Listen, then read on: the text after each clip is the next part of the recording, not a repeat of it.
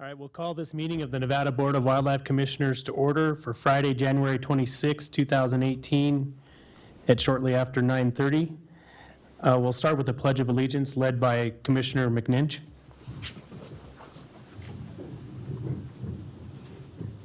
I pledge allegiance to the flag of the United States of America and to the republic for which it stands, one nation, under God, indivisible, with liberty and justice for all.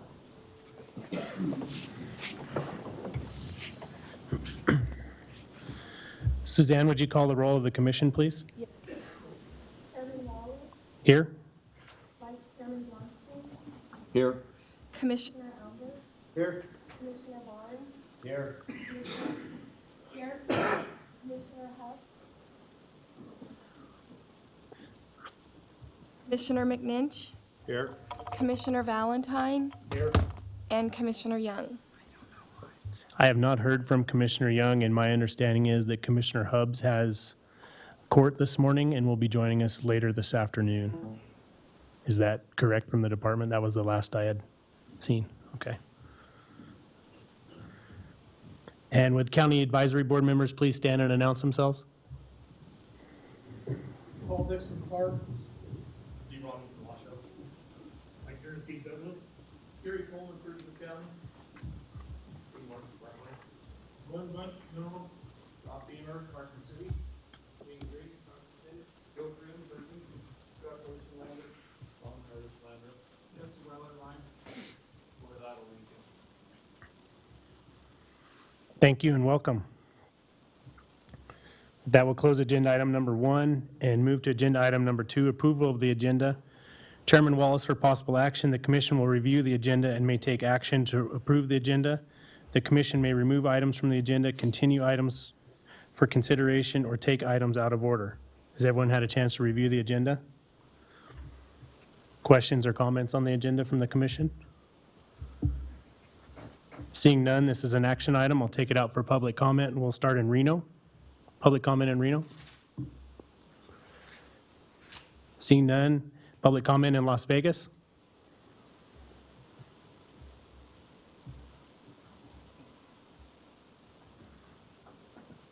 Are you there, Las Vegas?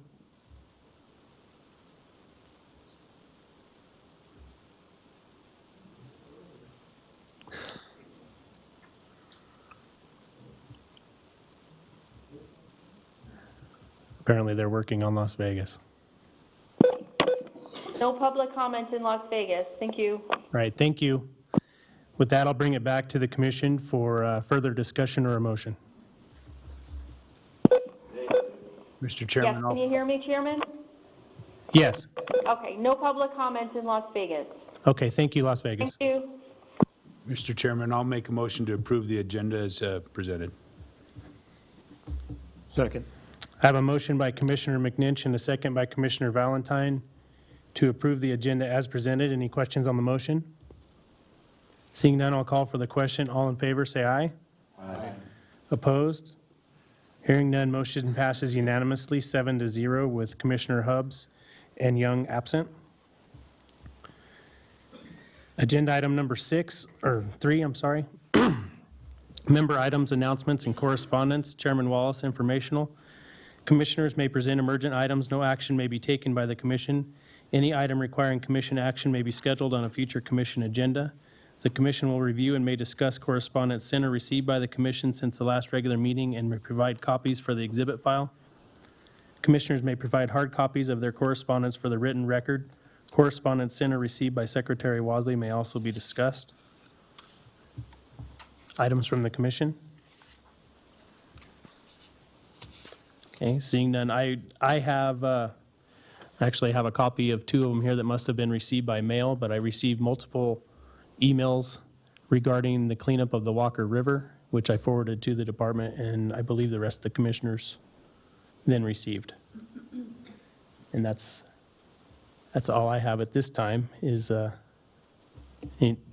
department have anything, Director Rob? Okay. All right, seeing nothing further from the commission, we'll close agenda item number 3 and move to agenda item number 4. County advisory boards to manage wildlife member items, informational. CAB members may present emergent items. No action may be taken by the commission. Any item requiring commission action will be scheduled on a future commission agenda. CABs?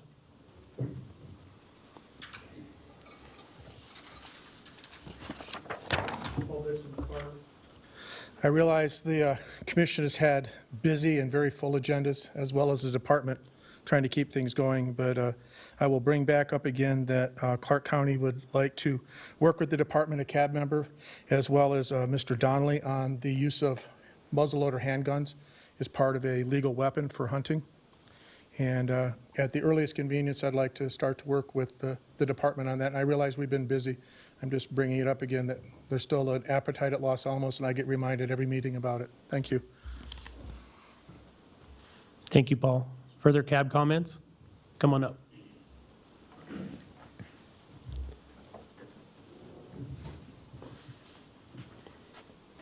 Yeah, Sean Merlich, Lander County Cab. I'd just like to put our local on the radar with the state committee about our deer population and things that we're going to try to present to you guys as far as trying to bring our deer herd back. We've been talking a lot about the last year that I've been on it, 2 years, just cutting tags and stuff, and we don't feel like we're getting listened to. So we have some ideas that we'd like to bring to you, like maybe splitting our youth tags into half antelope, half deer, closing doe seasons completely. There's just some things we want to bring to you, but I just wanted to come and get on the radar. Thank you. All right, thank you. Further CAB comments? Okay. Seeing none, we'll close agenda item number 4. Move to agenda item number 5, approval of the minutes. Chairman Wallace for possible action. The commission minutes may be approved from the November 3rd and 4th, 2017 meeting. Has the commission had a chance to review the minutes? Questions or comments on the minutes? Okay.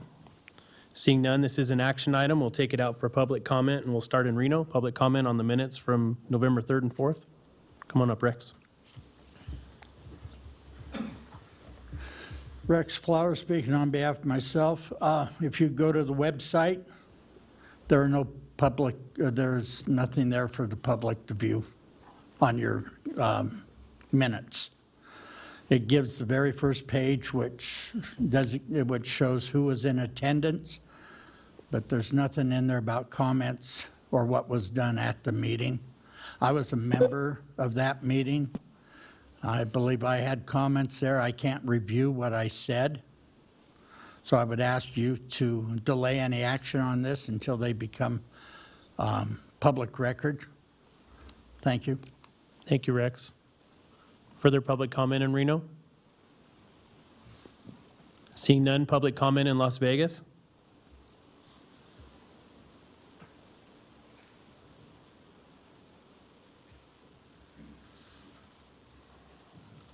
Las Vegas, can you hear me?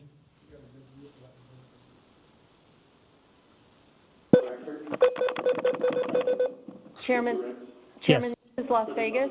Yes. We've got like a 30-second delay. Okay. So no public comment in Las Vegas. All right. Thank you. I'll try and give you a little more time. Thank you. All right. Hearing no public comment in Las Vegas, I'll bring it back to the commission for a possible motion or just Mr. further Chairman? discussion. But I think, Since the minutes weren't provided to the public, I agree with Mr. Flowers that it needs to be tabled. I don't think we can vote on it today. The public needs to get it at the same time as the commission in order for the okay, vote to take place. that's what I was going to recommend to the commission. So, I did have it on there, but I made corrections, so I think that's why they were up for this meeting one day. Okay, so we close them. okay. So with that, I do believe we will table this until the commission meeting in March in Laughlin. Further questions from the commission on this? Okay. Seeing none, we'll close agenda item number 5. Move to agenda item number 6, and we're going to give the department here 5 minutes to have a discussion with the DAG and see if we have our appellant here. Can we just ask, is Mr. Sutton here? So I believe we can skip this item. All right. Good? Okay. All right, so with that, we will skip agenda item number 6. Questions or comments from the commission? DAG Stockton, this is an action item. Can we just table it, or what's the process here? You can just skip it. And just skip it? Okay. With that, we will skip agenda item number 6, and we will move to agenda item number 7, Commission Policy 26, reestablishing, introducing, transplanting, and managing pioneering Rocky Mountain elk. Second reading, Commissioner Administrative Procedures, Regulations and Policy Committee Chairman David McNinch for possible action. The commission will conduct a second reading of Commission Policy 26 and may take action to officially revise and adopt the policy. Commissioner McNinch. Thank you, Mr. Chairman. So Commission Policy 26, we did make some recommended changes as a commission at the last meeting. In November, there were 3 proposed modifications incorporating concepts of private land interests and some public access. Those have all been incorporated into the new version and to what we have in front of us today. And this is the second reading, so if everybody's on board, then we'd take action to finalize that. But the changes that we requested at the last meeting have been incorporated. I think we're good to go unless there's additional questions. Questions from the commission? Okay, seeing none, I'll take it out to the public in Reno on agenda item number 7, Commission Policy 26. Seeing no public comment in Reno, public comment in Las Vegas?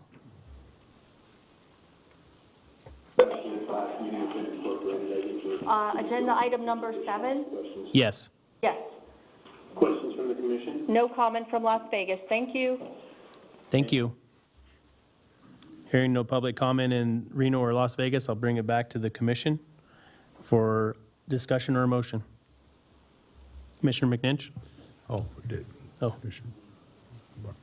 Okay, Mr. Chairman, thank you. I'll make a motion that we approve Commission Policy 26, reestablishing, introducing, transplanting, and managing pioneering Rocky Mountain elk as presented. I have a motion by Commissioner McNinch and a second by, I believe, Mr. Olmberg, I'm sorry, having a moment there, to approve as presented. Any questions by the commission? Seeing none, I'll call for the question. All in favor, say aye. Aye. Opposed? Hearing none, motion passes unanimously, 7-0. With that, we'll close agenda item number 7 and move to agenda item number 8. Commission Policy 3, Appeals, second reading, Commissioner and APRP Committee Chairman David McNinch for possible action. Commission will conduct a second reading of Commission Policy 3 and may take action to officially revise and adopt the policy. Commissioner McNinch. Thank you, Mr. Chairman. So Policy 3, Appeals. There was just some cleanup language, some editorial type stuff through the committee and through the commission. This is the second reading, and the committee has recommended to reaffirm. The commission did support that last time, moved it to the second reading. So I think that it's where it's at, and it's just a formality. If there's any changes, that's fine, but I think we're good to go. Questions from the commission on Policy 3? Seeing none, I'll take it out for public comment on agenda item number 8, Commission Policy 3 in Reno. And seeing no public comment in Reno, public comment in Las Vegas? No public comment in Las Vegas. Thank you, Chairman. Thank you. With no public comment in Las Vegas, we'll bring it back to the commission for further discussion or a motion. Commissioner McNinch. Mr. Chairman, I'll make a motion to approve Commission Policy 3, Appeals as presented. Second. I have a motion by Commissioner McNinch with a second by Vice Chairman Johnston to approve Commission Policy 3 as presented. Questions on the motion? Seeing none, I'll call for the question. All in favor, say aye. Aye. Opposed? Hearing none, motion passes unanimously, 7-0.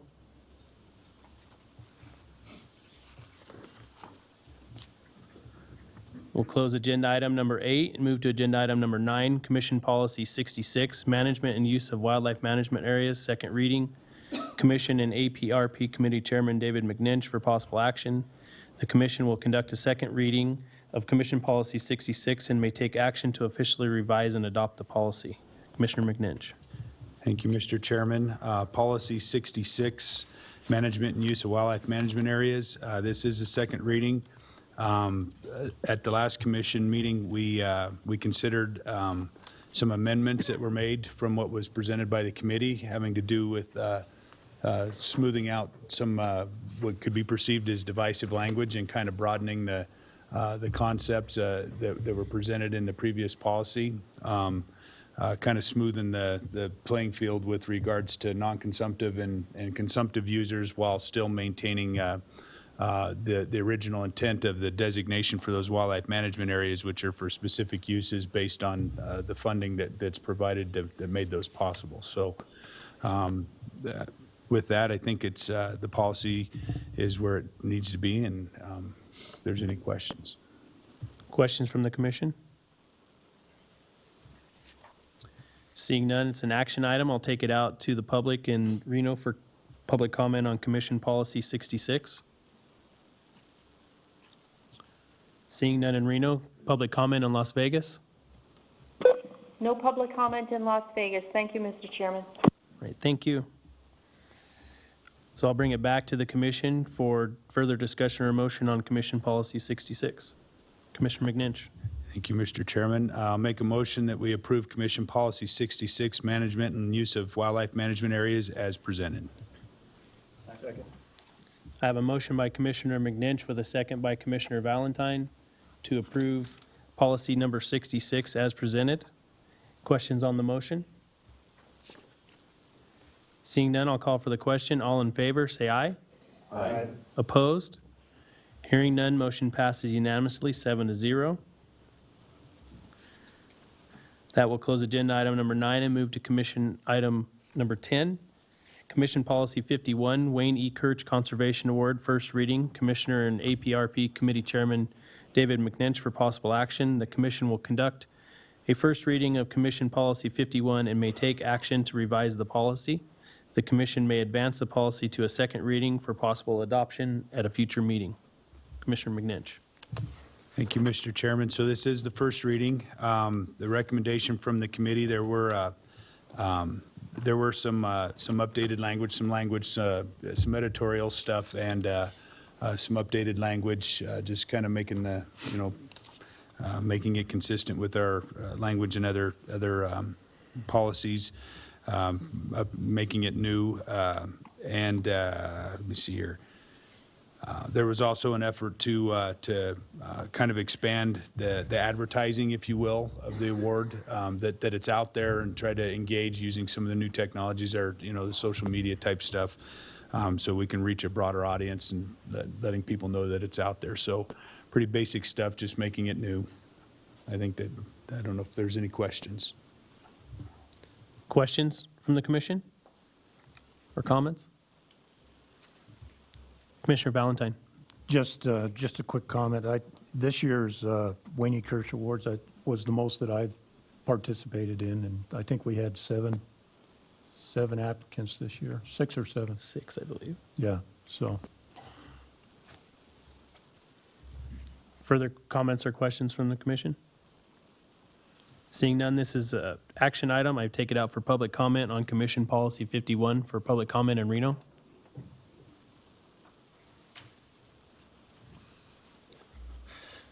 Paul Dixon Clark. I've been on the Wayne E. Kirch Evaluation Board for the last 6 or 7 years.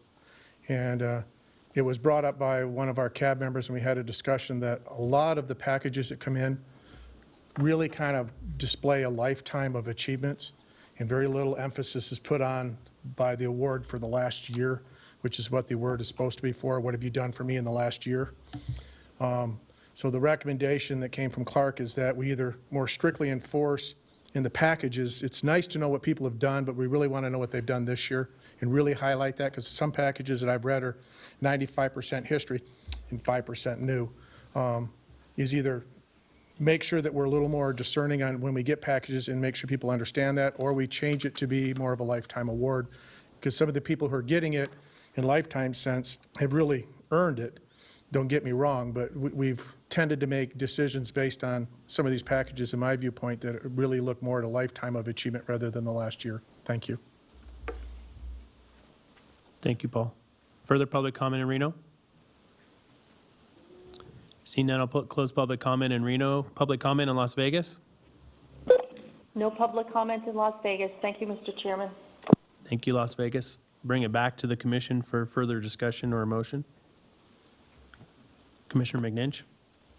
Thank you, Mr. Chairman. I'll make a motion that we move Commission Policy 51, Wayne E. Kirch Conservation Award, to a second reading at the March Commission meeting as it's presented. I have a motion by Commissioner McNinch and a second by Commissioner Barnes to move Commission Policy 51 to a second reading at the March meeting as presented today. Questions on the motion? Seeing none, I'll call for the question. All in favor, say aye.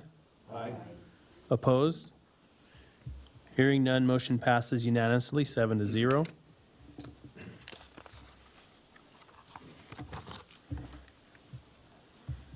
With that, we'll close agenda item number 10 and move to agenda item number 11, reports informational.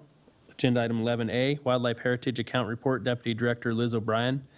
The report will be provided on the funds available, interest and principal for expenditure from the Wildlife Heritage Account in the upcoming year. Ms. O'Brien?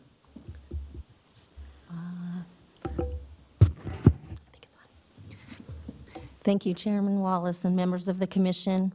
There is a one-page report in your material titled Heritage Trust Fund Interest and Funding Summary by Year. We have $887,474 available for distribution. This is the highest amount when looking back over 10 years and is up from the prior year report of $785,913. That is an increase of $101,560 in funds available to spend this year from last year. That's all I have. Is there any questions? Questions for Ms. O'Brien? I don't see any. Thank you. Agenda item 11B, Western Association of Fish and Wildlife Agencies Midwinter Conference. Secretary Wasley and Commissioner McNinch, a report from the conference held in San Diego will be provided by the attendees. Commissioner McNinch. Thank you, Mr. Chairman. I think I wish Tony were here to help walk through a little bit of it, but I know Deputy Director Rob was there, so he can help keep me on track. But there were a lot of interesting things at this meeting. It seems, you know, a lot of the time when you're in the Commissioners Forum or Commissioner Directors Forums, you talk a lot about the sociology, the social aspects of things. That's what a lot of it's about. But this time what hit me were the, and those things continue to, you know, are still prevalent. Most states are still dealing with trail cams, drones, shed antlers at some level. Every state's dealing with all those things. Nothing's different, a little higher pitch than normal. So I think that the urgency, what we might be feeling here in a sense to have those conversations and to discuss them, we're not unique. It's occurring all across the West. And I can tell you that where we might differ in one place, we're very similar in others with a lot of different states. So there's a lot going on. Utah took some heat for their shed antler closure last year because it affected however many states there are.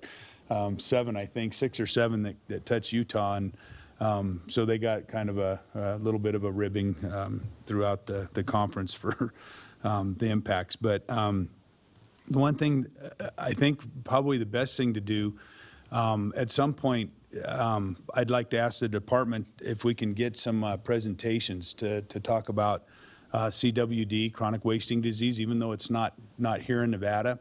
Some of the things that are happening with it really there's some real progressive stuff going on with it, and some real interesting conversations that are occurring with it. There's a lot of studies going on, and there were studies involving macaques, monkeys that are very similar to humans, and they contracted CWD after eating CWD meat, and there's indications that swine have the ability to transmit, can shed the prion that creates it. So there's some real interesting science that's going on, some real interesting research that I think is real relevant. These are all relatively new things, and I'm not saying these things to create fear or concern, but certainly there's some things that are happening out there that I think this board would benefit from hearing a little more in detail and having a conversation. Jack, did I cross any lines there with the what we were hearing down there? No. Yeah. There tends to be some intensity depending on the soil types, especially if you have more volcanic type soils. Apparently, they're more conducive to persisting, some of the prions and stuff persisting in the soil, the transmission. There is indication that prions can be transferred through plants.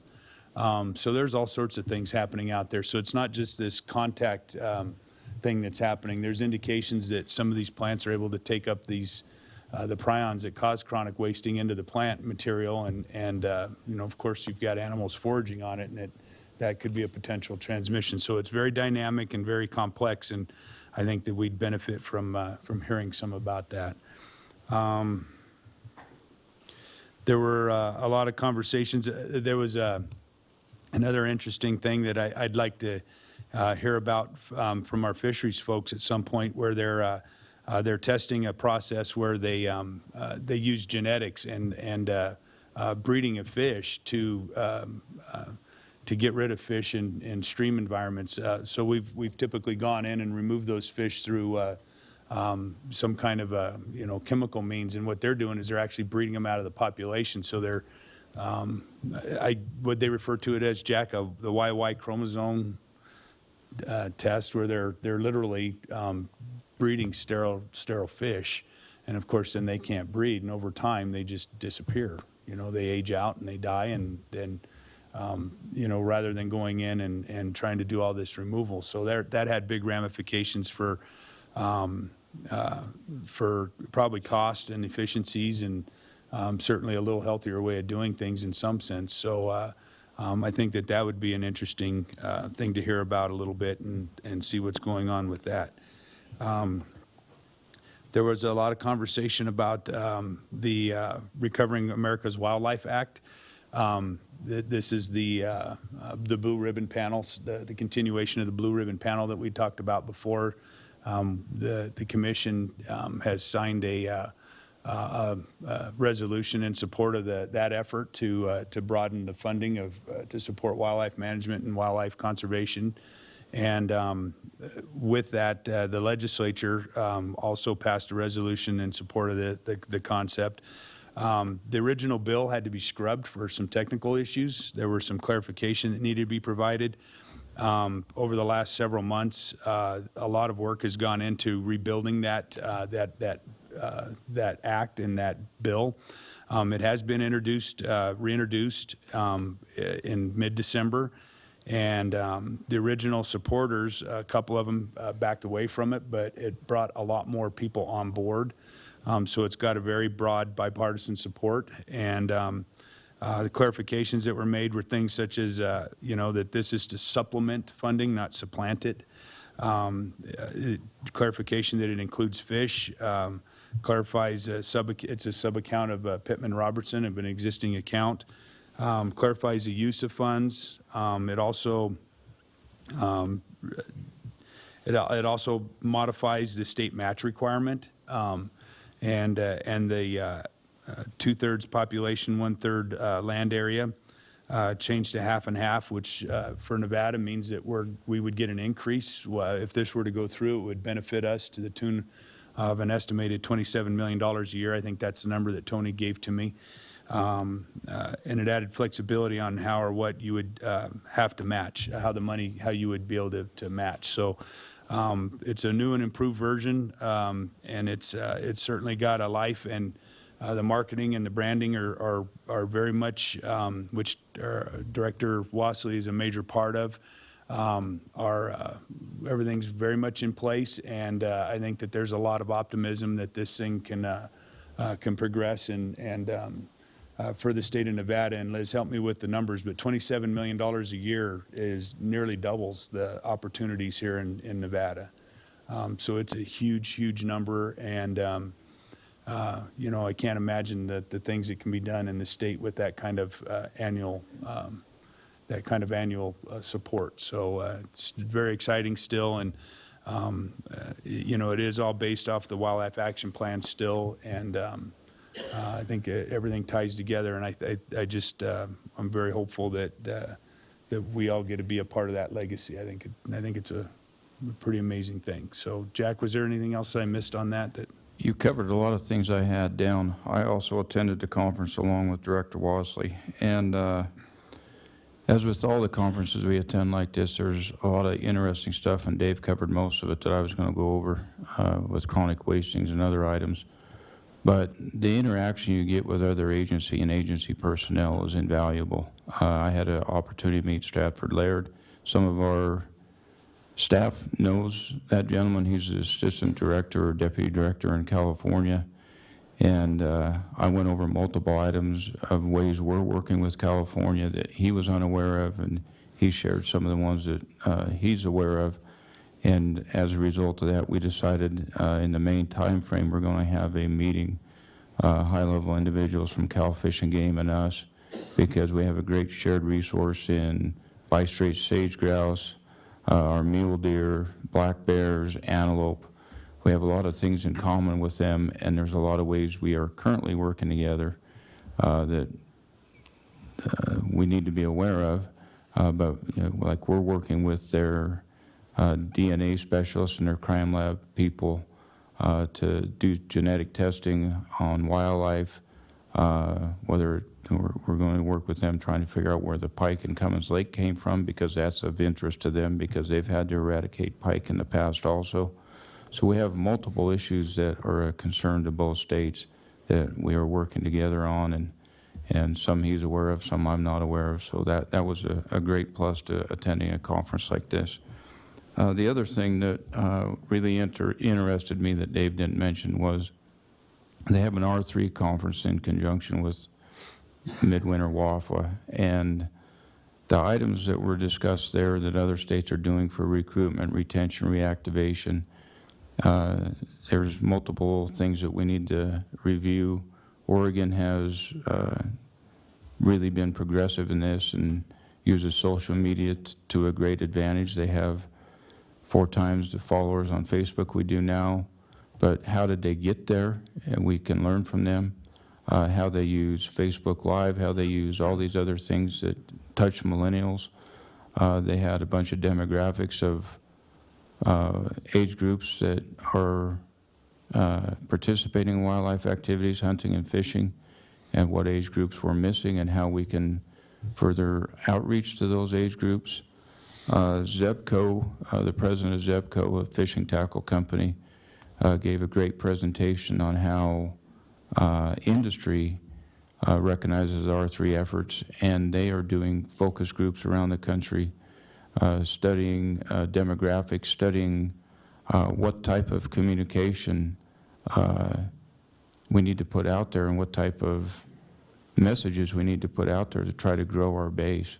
By putting with our license rollout, I really thought that we need to show a father standing on the side of a bank of a pond with his son and a daughter, and that would speak to, get your kid out fishing, and it would remind an adult of what it was like to go fishing with their kid.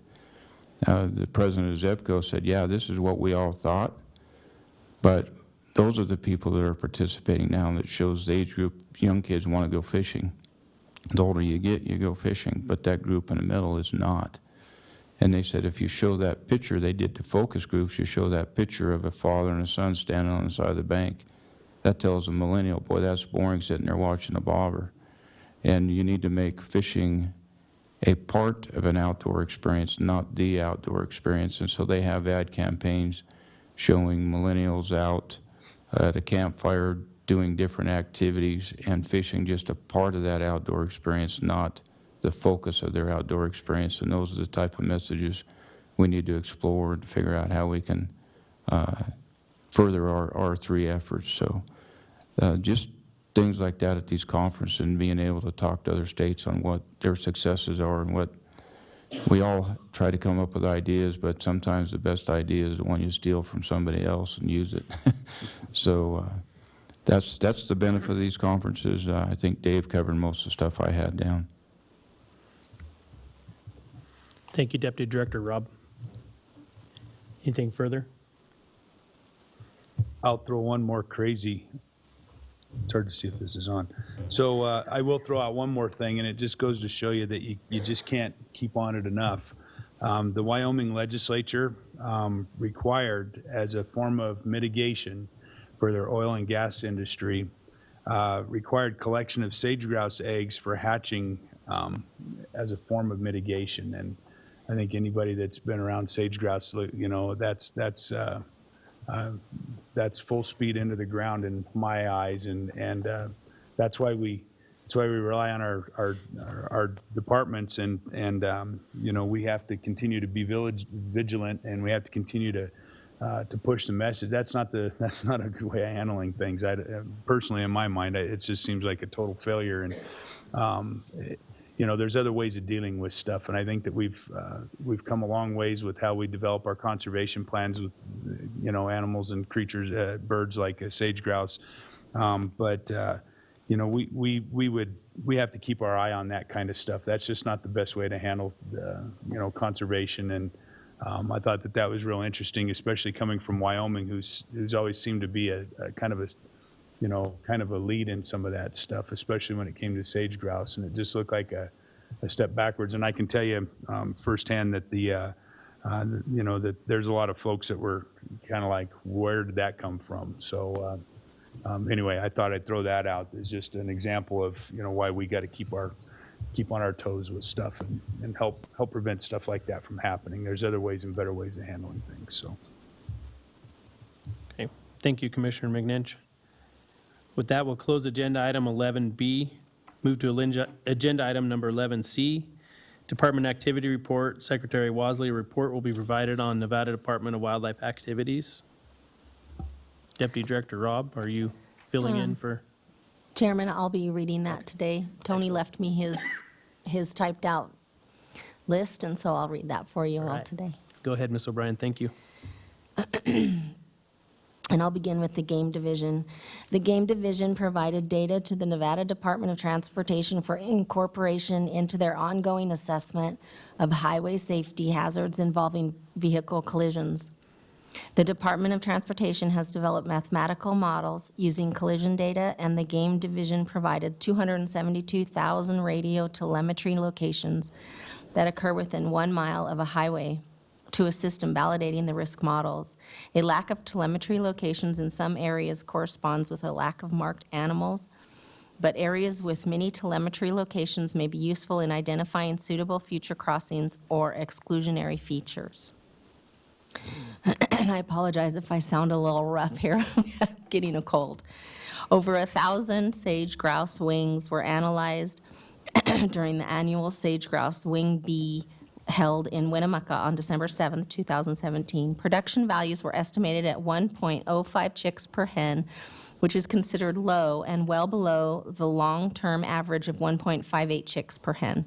Male attendance at Lex is expected to decrease in 2018 and potentially 2019. We continue to work with the Colville Confederated Tribes in Washington to acquire Miriam's turkeys for translocation to the Toye Range in central Nevada. 22 birds have been moved so far this winter, and another 50 to 100 more are expected. Releases are targeting Iowa and Boone Canyons in this mountain range to augment turkeys released in the Toye Range last year. The Colville tribe in Washington reported on the most recent movements and survival of pronghorn, that were translocated from Nevada in early fall 2017. There have been 3 mortalities since translocation, including one that had to be euthanized upon arrival.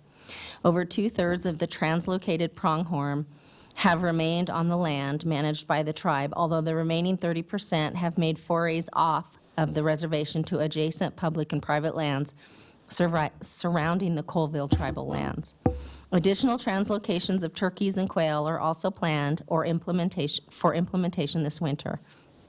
50 turkeys are also expected to be provided by the state of Utah within the next week, which will be released at Docks Pass in Lincoln County. This release is designed to augment a release of turkeys from 2 years ago. 150 mountain quail were obtained from Oregon for release in Nevada this winter. 100 quail will be released at Mason Valley, and another 50 will be released in Jersey Canyon within the Fish Creek Mountains. And now I'll move to fisheries. Through the end of 2017, the department's statewide AIS program has completed over 26,000 watercraft inspections and approximately 950 decontaminations. The majority of those on watercraft exiting on the Colorado River system. With the end of the boating season, watercraft inspection stations in northern Nevada are closed, but the Alamo Roadside Station on U.S. Highway 93 and inspection stations at Lake Mead and Lake Mojave will continue to operate through the winter months. NDAL used approximately 35 contract staff, including seasonal stations, to supplement department personnel in 2017. Willow Creek Reservoir in Elko County suffered a catastrophic failure of one of the outlet valves in early November, which resulted in rapid dewatering of the entire reservoir. Eastern Region staff attempted fish salvage, but the sudden drop in elevation made the shoreline inaccessible because of muddy conditions. The dam is owned by Barrick, and we recently met them for an update. They hope to begin repairs by early February, which will require replacing the entire outlet works, repairs to the outlet tunnel, and possibly resurfacing the dam face and abutments with Shot Creek. Whether the reservoir can be restocked this spring is dependent on both the speed of repairs and runoff conditions from what is shaping up to be a pretty poor winter. Monitoring after the draining of Willow Creek Reservoir found live fish in the outflow stream below the dam, and we were able to salvage 4,000 crappie and a handful of channel catfish and largemouth bass. We were able to move 1,100 crappie to Rye Patch and 2,900 to Wild Horse. There were additional sport fish below the reservoir, but freezing conditions prevented any additional salvage. A number of habitat projects for fisheries improvement have been completed in the western region this winter, including at Sparks Marina, Rye Patch, and Chimney Reservoirs. Work at both Topaz Lake and Lahontan Reservoir is ongoing. These projects were funded through the Habitat Conservation Fee Program. And now I'll move to Habitat Division. Construction has been completed on a wetland enhancement project at the Key Pittman WMA. NDAL partnered with Ducks Unlimited on this project to improve water delivery and rehabilitate portions of the north units to create more uniform wetland depths. This project enhanced approximately 40 acres of wetland and upland habitat on the WMA. Habitat Division staff have been working with land management agencies and partnering sportsmen organizations to pool resources to address 2017 fire rehabilitation demands. While greater information will be supplied in the project update PowerPoint, we are expecting that all seeding will be completed by mid-February. Over the past year, the Habitat Division has worked with stakeholders and partners in wildlife and wildland conservation in an initiative to develop a framework for guiding future habitat management efforts. The results of this effort are captured in a strategic habitat framework document that will assist in depicting and selecting priority habitat projects in Nevada. The Sierra Front Winter Mule Deer Habitat Improvement Project, funded through Heritage Account funds, has supported 5 different volunteer projects on recent wildfire sites in proximity to Reno. The projects have resulted in approximately 78 acres being planted with bitterbrush and pine tree seedlings, as well as the dispersal of bitterbrush, grass, wildflower, and sagebrush seeds. The Habitat Division continues our involvement as a cooperating agency in Nevada test and training range withdrawal, renewal, and expansion legislation, EIS. In the southern region, as well as the Fallon Naval Air Station withdrawal, renewal, and expansion in the north. Throughout the processes, we have provided comment and recommendations in consideration of wildlife habitat values, infrastructure investments, and associated recreational impacts. And now I'll move to law enforcement. Numbers are still being compiled for the 2017 boating season, but preliminarily, Nevada saw 39 boat accidents in 2017 involving 56 vessels. 14 people were injured with 3 fatalities. This number will be updated as final reports are submitted, and these numbers do not include a large number of accidents that NDOW game wardens responded to and investigated on the Arizona side of the Colorado River, Lake Mead, and Lake Mojave. Eastern Region game wardens recently traveled to Twin Falls, Idaho on 2 separate big game poaching investigations. This trip resulted in complete confessions in both cases. One involved the illegal killing of a mountain lion near Jar Bridge without a tag or license. The other involved the killing of a deer in far northeast Nevada by a juvenile with a Utah tag. Suspects in both cases are Idaho residents. A moose was found illegal killed in the Jar Bridge area right after Christmas. We had moose killed illegally in both 2015 and 16, but both were accidental kills that were self-reported by cow elk hunters. In this more recent case, the moose appears to have been killed intentionally with the head and some portions of meat removed.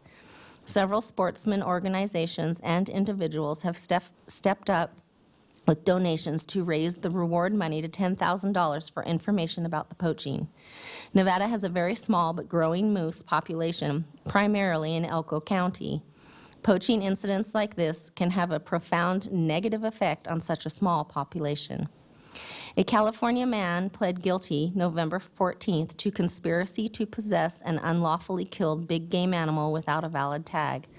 Alan Edward Berryessa of Grass Valley, California, was subsequently sentenced on January 9th in the 6th District Court in Winnemucca to pay a $5,000 civil penalty in addition to administrative fines.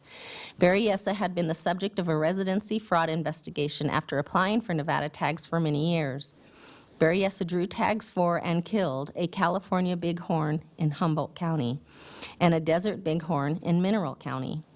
Charges similar to the Humboldt County charges are also pending in Mineral County. Berryessa will also face license revocation, and he forfeited both sheep heads. This case came from our Wildlife Investigations Program, which recently saw the filing of 2 regional investigator positions so that we now have a wildlife investigator in each of our 3 regions. The Law Enforcement Division will be conducting another recruitment and general hiring process in upcoming weeks. Recruitment and retention continue to be a problem, as we recently had 2 new wardens resign to pursue other law enforcement jobs. With retirements and promotions, we are now back to 7 vacancies out of a field force of 31 field wardens. An Ely Big Game Guide was convicted January 24th in Tonopah Justice Court for guiding on U.S. Forest Service lands without a special use permit. The guide will pay $640 in fines and received a suspended jail sentence of 10 days. This guide has prior convictions for the same violation dating back in 2011 and is currently under suspension of 2018 license privileges for civil contract matters. And now I'll go to Wildlife Diversity Division. Wildlife Diversity staff continue to work with the Bureau of Land Management on removal of illegal pitfall traps in southern Nevada. By our estimates, approximately 400 traps have been destroyed or removed by NDOW in Nye and Clark counties.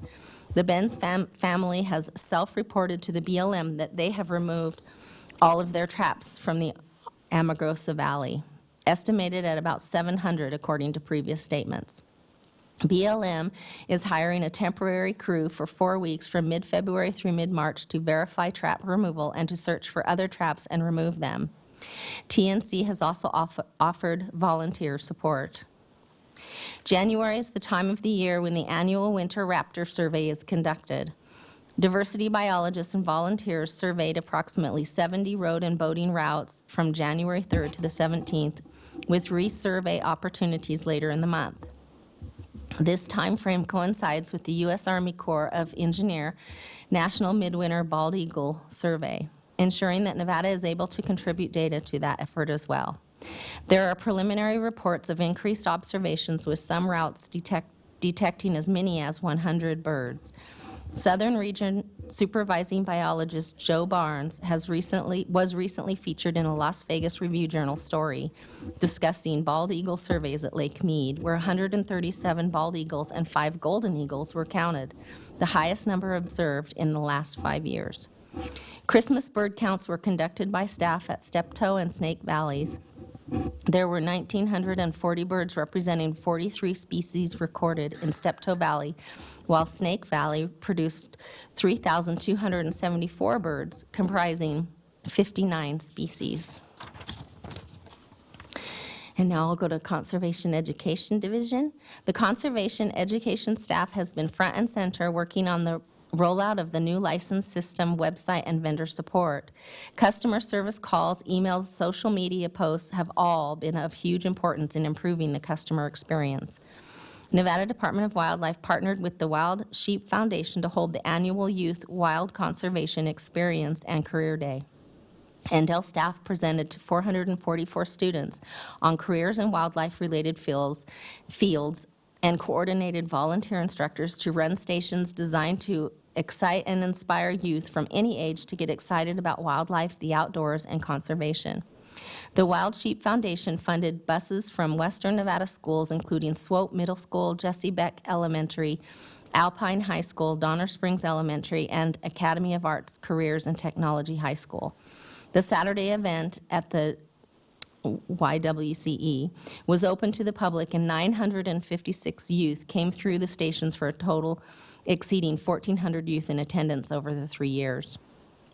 Southern Region Wildlife Education completed an interpretive display at the Clark County Wetlands Park. An interpretive program with owls at Doral Academy Red Rock Canyon Elementary Gate program was a huge success. Staff also conducted a desert wildlife outreach program at the Lake Mead National Recreation Area Visitor Center to a full class of 50 students. Headquarters and Western Region staff coordinated numerous media stories with local news stations about increased bear activity in the late fall and winter, giving Nevada residents tips on what they can do to keep bears away. Western Region Wildlife Education and Urban Wildlife Coordinators presented at the January Sierra Nevada Forum in Carson City to 185 people. The excitement for this presentation has led to upcoming presentation requests and media coverage. And now I'll move to the Data Information and Technology Division, DATS, also known as DATS. NDOW rolled out our new agency management, AMS, on January 1st, 2018, and has been working around the clock with our contractor, Calcami Enterprises, to ensure the system operates correctly. Although some technical issues from the transition still remain, both NDOW and Calcami are dealing with these lingering issues as quickly as possible. Online and in-person licensing and vessel registration transactions are taking place as expected. NDOW and Calcami visited nearly all of our licensed agents to deliver and install the new point-of-sale system. Although some technical difficulties were reported regarding the new license printers, those issues have been resolved and license sales are taking place. Calcami is working on developing additional training materials to ensure our agents can operate the system effectively. NDOW is working to provide additional phone and email support to customers with questions regarding the new system as we continue to manage the transition to AMS. The spring turkey hunt application period opened as scheduled on January 19th through our online system. Applications are proceeding as expected, and we look forward to opening the non-resident guided deer hunt application period as scheduled. And now I'll move to the Director's Office. The Director's Office continues to provide guidance and support to the rollout of the new system and the license simplification efforts. The Legislative Commission met on December 19th, 2017, and approved Commission General Regulation 472, License Simplification. The regulation implements the hunting and fishing license simplification structure approved during the 79th legislative session in Senate Bill 511.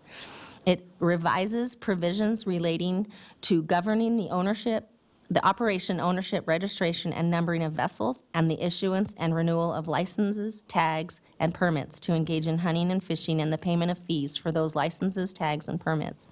The regulation became effective December 19th, 2017. The department held a leadership conference this month. About 120 employees were provided professional development training about sound governance, polarity, human dimensions, communication and customer service, and law enforcement emotional survival. The director, deputy director, and other employees attended the WAFWA midwinter meeting in San Diego this month. Chris Vasey attended the R3 workshops while at the meeting. The Western Governors Association Sage Grouse Task Force has stepped up meetings due to the notice of intent around land use plan amendments and secretarial orders dealing with mitigation. That's it. Thank you, Ms. O'Brien. Questions or comments from the commission? Okay, thank you.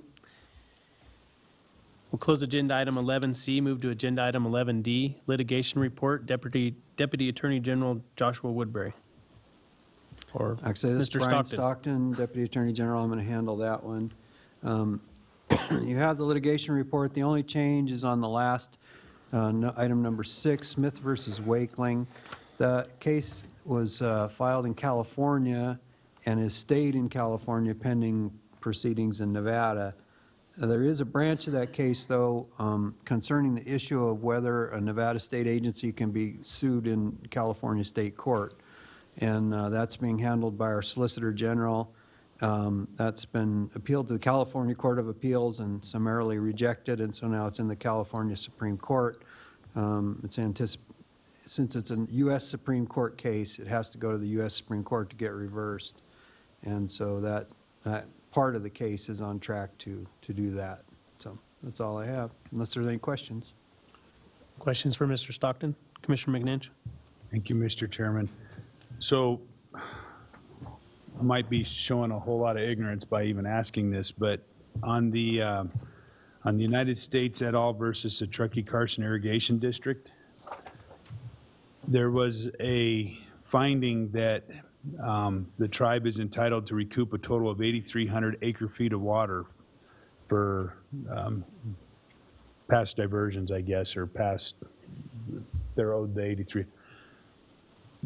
With the amount of water we received last year, why couldn't we have provided 8,300 acre-feet of water through that process and called it good? I mean, am I really overthinking this, or?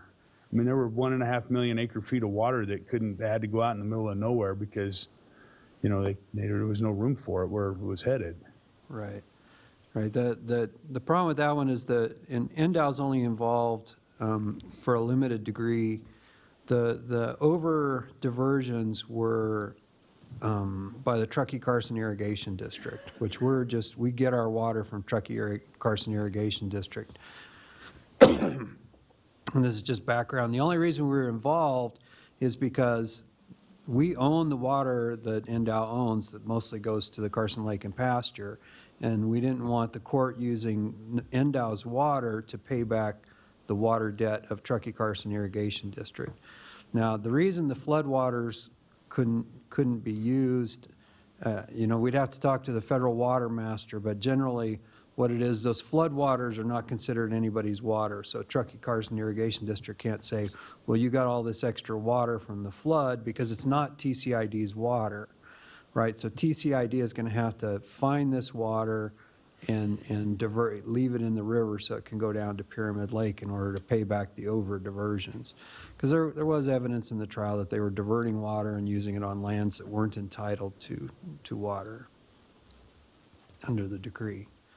So it's just the way water is accounted, and I think in this case, because they diverted water they weren't entitled to, they have to take water they are entitled to and send it down the river to the tribe. Is that clear? Does that answer your question? It does. I appreciate it. I guess I was sarcastically pointing out that there probably could have been a way to, we knew there was a tremendous amount of water that was going to be coming back through there. I don't know. It just seemed like the system's broke, is what it boils down to. Further I'm not questions sure I for disagree with that. Dag Stockton? Thank you. Okay. Seeing no further questions or comments, we'll close agenda item 11D, and we'll move to agenda item number 12, Nevada Department of Wildlife Project Updates, Secretary Wasley Informational. Commission has requested that the department provide regular project updates for ongoing projects and programs as appropriate based on geography and timing of meetings.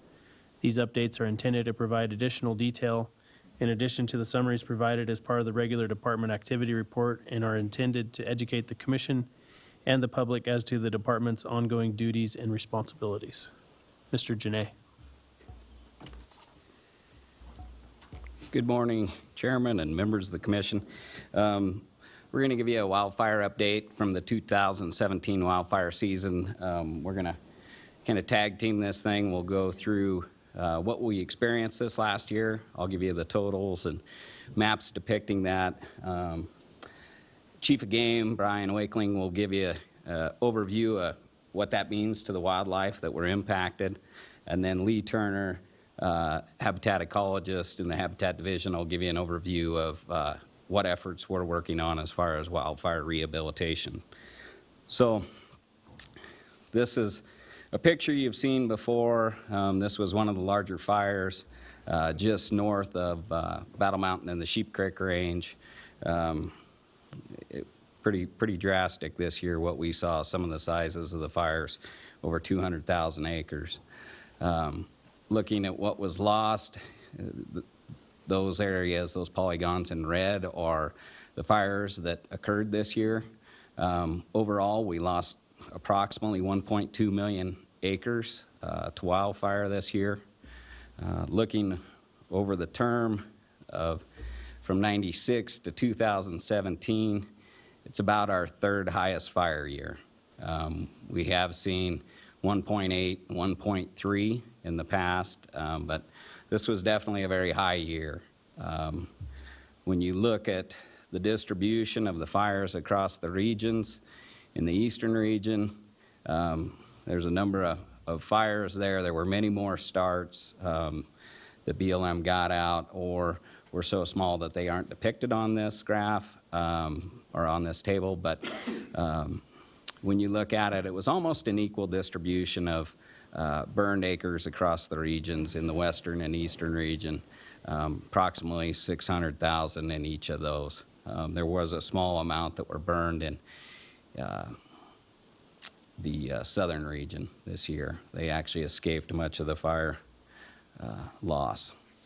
So that's the eastern region, and then here looking at the western region, again, approximately 600,000 acres of wildfire, and some of those, you know, again, approaching over 100,000 acres. The Long Valley here north of town, and then that fire out there, name's escaping me, near Fernley. Those were some pretty large fires. So definitely a tough year.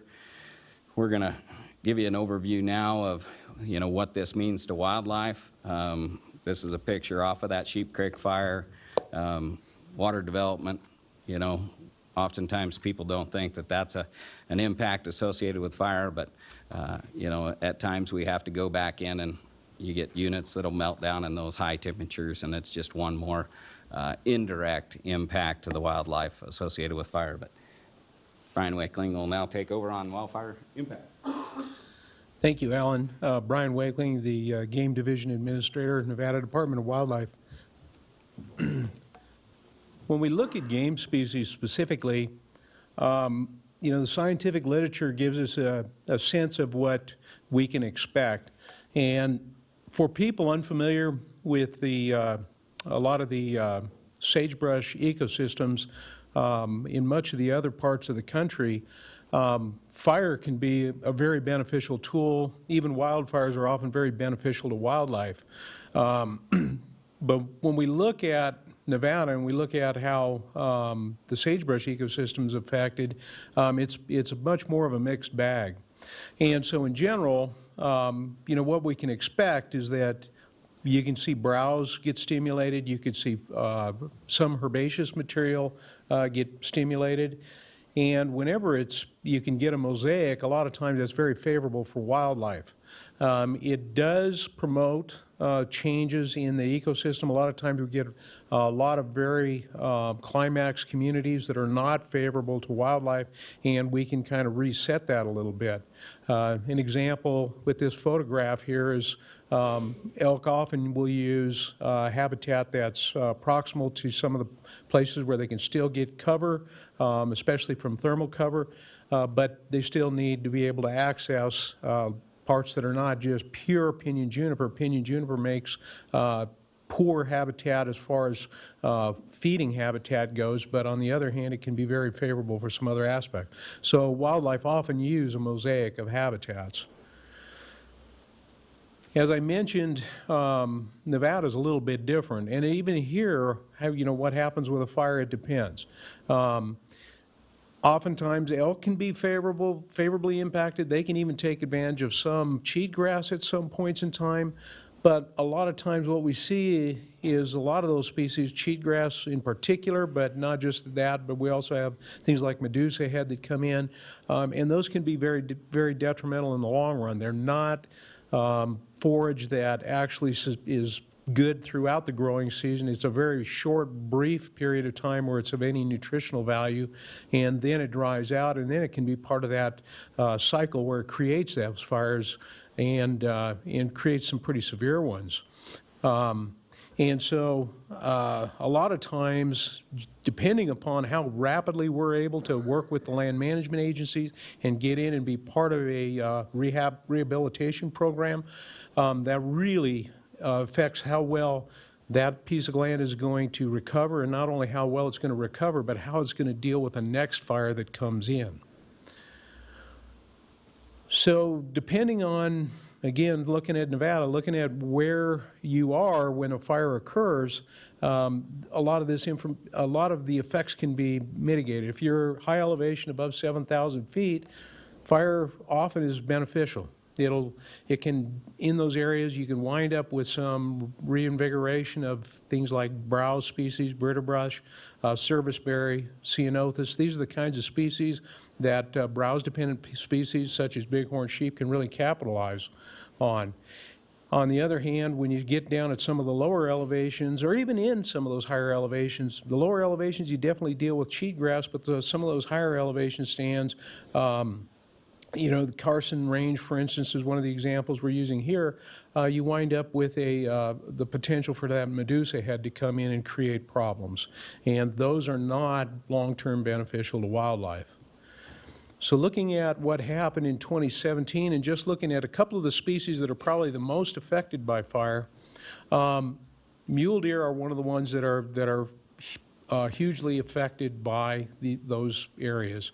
And so you overlay the fires that Alan showed earlier, and you overlay that on mule deer habitat. It certainly didn't affect the bulk of mule deer habitat, but the bulk of the fires certainly occurred within mule deer habitat.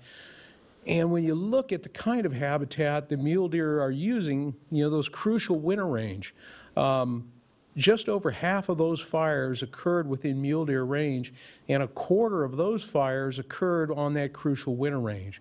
And so that's some of the stuff that can have a huge effect on our overwinter survival. A winter so far that we've seen this year hasn't been hugely detrimental to our mule deer populations, but we're not seeing the precipitation we usually see. And so it's kind of a double-edged sword. If we have a winter like last winter, where you have more significant effects on with winter accumulations, this can be a hugely detrimental effect on our mule deer populations. Looking at the area right around the Reno area, just kind of to point out some of this stuff on a little bit more of a fine scale. The red ones are the red polygons are fires that have occurred previous to 2017. The yellow ones are the ones we saw in 2017. But looking at the cumulative effects, those are the things that really, we have a bad year. Yeah, it's tough, but we have to recognize that this wasn't the first bad year. Again, kind of going back to the slides that Alan showed, you could see that we've had years, and this is one of the worst ones. But those cumulative effects, unless we do something to mitigate them and trying to accelerate their rehabilitation, it can be hugely challenging. Another species that has a lot of trouble with, and these two are not the only ones, there's other ones that are less well known, things like pygmy rabbits that are also highly dependent on these sagebrush ecosystems and can have equally negative effects, but these are couple of the big ones that people are really well aware of. Again, kind of looking at where the fires are occurring and looking at the habitats that are really important to our sage-grouse populations. Again, you can see not all of sage-grouse habitat was burned, but again, huge effects within our sage-grouse range. When we look at our priority habitat, 275,000 acres were hit within their general habitat, 311. So this, again, another 500,000 acres that are certainly having a huge effect on some of our game species. Just to put it in perspective, those sizes, 500,000 acres, that's larger than the Sheldon National Wildlife Refuge itself. So just to give a real brief summary just on the wildlife effects and especially the game effects in general, for Nevada, we typically see wildfires being have deleterious effects rather than beneficial effects for wildlife. On occasion, they can be good, but it's not the rule. If we have specific conditions that are favorable for a fire, and so prescribed fires, they're usually look for those types of situations before we'll initiate a fire. Those can be very favorable. They can generate good effects. It has to be extremely carefully done within Nevada's sagebrush ecosystems.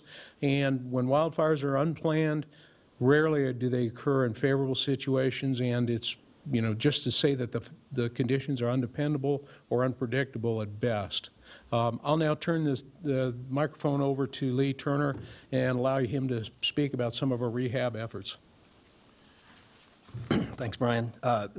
Thanks, Mr. Chairman and the Commission. I excuse me, just want to spend a few minutes sort of explaining some of the process that we go through at NDOW in terms of how we address some of the fires and how we can address some of our treatments and spend money, get funds on the ground in the best way.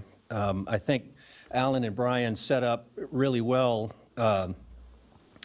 We have a lot of fire, and 1.2 million acres would be, to put it kind of bluntly, impossible to treat every single acre of. So we have to make decisions and prioritize, work with the BLM. Largely the fires this year burned on BLM land, a lot on private. We work with private landowners to come up with how we're going to prioritize our treatments and how we're going to prioritize our limited funding.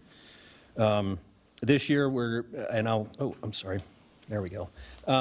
This year, so this is a table that shows about 12 or 13 fires that we are expending the vast majority of our funding on, and this is partnering with BLM, partnering with some private landowners as well. I don't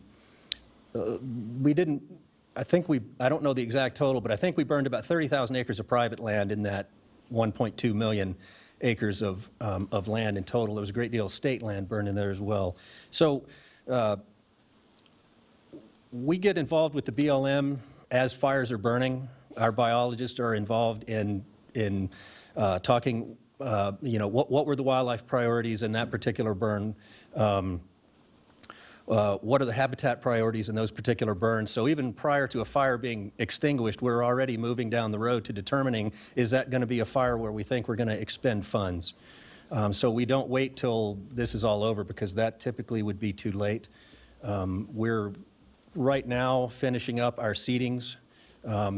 Into January and February is still, between November and February is probably the time you want to be doing all of the seeding work. So you can kind of see that we've spent about $1.9 million this year. We've got about 300,000 more in bills that haven't come in yet. So 2.2 million of funds going through NDOW will be expended. And I don't know what the total for BLM is, but our funds expand the footprint of their projects. We can work onto private land that abuts the fire that burned on federal land. We can work onto state lands and make that process a whole lot easier. BLM sometimes has trouble working on state or private lands. And I'm not sure where to put this in the talk, and we strive for a native seed mix. Native seed mixes don't work everywhere after every fire, and I think many of you probably know this. In our drier sites, we try to be much more pragmatic and practical and plant things like forage kochia, and there's a new variety of kochia called Snowstorm, which has got a taller stature. It germinates in drier conditions yet, so we've planted, I don't know exactly how many pounds we planted this year, but it's thousands, and we're going to evaluate the efficacy of using that Snowstorm kochia. We use non-native wheatgrasses. They typically will germinate in drier conditions, so we don't focus entirely on natives. We would like to get to where we have an entirely native plant community, but the reality of trying to get something to grow after some of these fires instead of cheatgrass leads us to making those sorts of decisions. I do want to call out a number of NGOs that made significant contributions this year, $340,000 total of the $2.2 million that we're going to expend. NBU Reno, NBU Midas, NBU Elko, Carson Valley Chucker Club, Battle Mountain, well, it's the National Wild Turkey, and that should be Federation, not Foundation, Nevada Chucker Foundation, Nevada Mule Deer Foundation, the Woodland Village HOA, and Barrick and Newmont Mining Companies contributed $340,000 total dollars. And it's important, really important for two reasons. That's a direct contribution that goes to buy seeds, it goes to get seeds on the ground, it goes to help us directly with those efforts, but we can also take that $340,000 and match it to federal grants. And that could be anywhere from $1 of private can turn into between $3 and $5 of federal grants. So if we get $340,000, we will turn that into $1 million, $1.5 million of additional funding that we can use for other sorts of habitat work. So I really can't stress enough how important the NGU contributions are to our efforts, and I really applaud the NGOs that they really stepped up this year in a big way. Of course, down at the bottom, we have other federal grant sources totaling $1.4 million. Dream Tag, $250,000. That can also be used to match against federal grants. It's a non-federal funding source. And then the Heritage Trust for $66,000. And that's really key. I can't stress that enough. So I'm just going to talk real briefly about the fires that were in the western and eastern regions. And you saw the maps with numerous fires that covered numerous acres, and this is in the western region. You see 5 fires highlighted here. This is where we prioritized our funding and our efforts. Again, reason being, we don't have unlimited funds. I would love to have $90 million a year to work on fires. It's not reality. So we do have to make some difficult decisions. We prioritize within these fires. We look at slope, aspect, soil type, elevation, precip, what was the vegetation prior to the fire, what are the wildlife issues, is it, well, and I'll talk about high priority winter range when I get to the eastern region in a second, but sage grouse, priority habitat, mule deer habitat. We take an enormous number of variables and try to come up with the best plans that we can come up with. And typically on a fire like the Long Valley Fire, I think we have 7 or 8 different seed mixes. So we're addressing specific places on the landscape with different sorts of seed mixes and different techniques for applying the seeds. Drill seeding, which is basically a big farm implement that you pull behind a tractor and it puts the seeds into the soil, is the best way. But once you get onto slope and rocky soil and things like that, you can't use a drill seeder anymore. You need to use aerial seeding. So there's a lot that goes into how we prioritize and how we actually get the seeds out there and on the ground. We leverage our funds with the BLM. Sometimes the BLM will give us money to hire the aerial contractor because we can use our good of the state contract and get more acres treated for less money. Sometimes they can get more acres treated, so we will transfer the money to them. We just look at the situation and figure out how can we get the most acres treated with the limited funds we have, and sort of ignore whose contracts we're using. Here's the eastern region, and one thing I added in here is the hot pot fire. You see that one in red at the bottom. It burned in 2016, and I wanted to add this because we're continuing work on that. And that's, you see it at the western edge of Elko County, adjacent to that Rooster's Comb fire.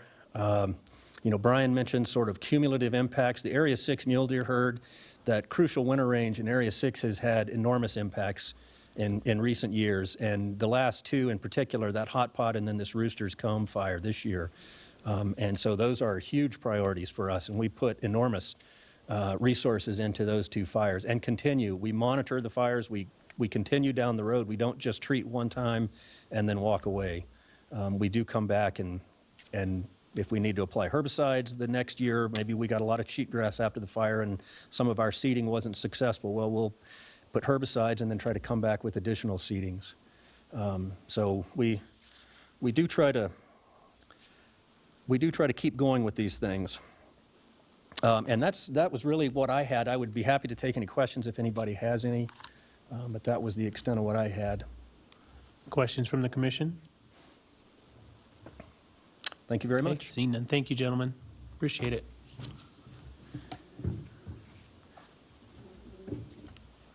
With that, we'll close agenda item number 12. And before we get into the general regulations, let's take a 10-minute break till 11:05.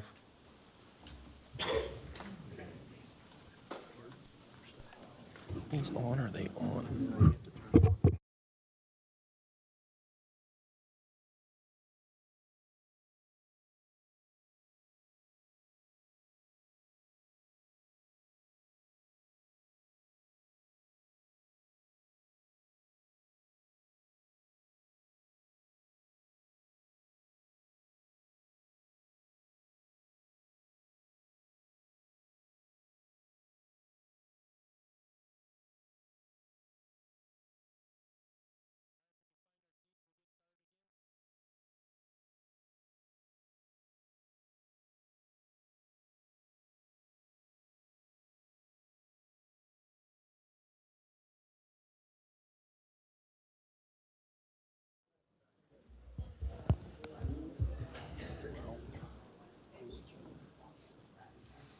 All right, we'll call the meeting back to order, and I'm just going to do a quick check to Las Vegas. Are you there?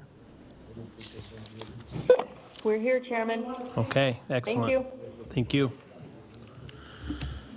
With that, we'll start agenda item 13. Commission General Regulations Adoption for possible action. Public comment allowed. Persons wishing to provide comment on regulations are requested to complete a speaker's card and present it to the recording secretary.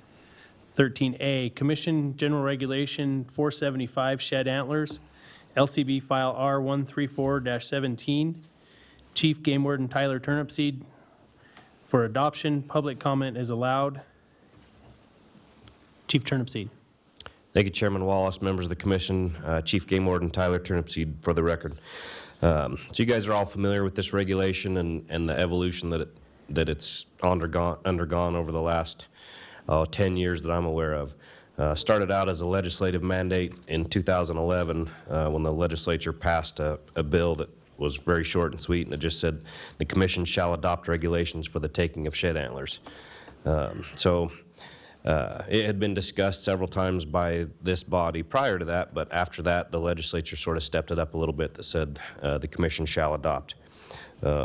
Drafted a regulation just before I became chief, and this board tossed it around for a while, passed it, but it failed to pass its final round of approval at the state legislative commission. The reason they cited was they wanted to see a private lands exemption. We wrote that into it, but this board did not bring it back to their agenda for a couple years. That regulation expired, and then, of course, last year we had the tough winter. Utah had their emergency antler closure. We got pounded with antler hunters on the eastern side of the state.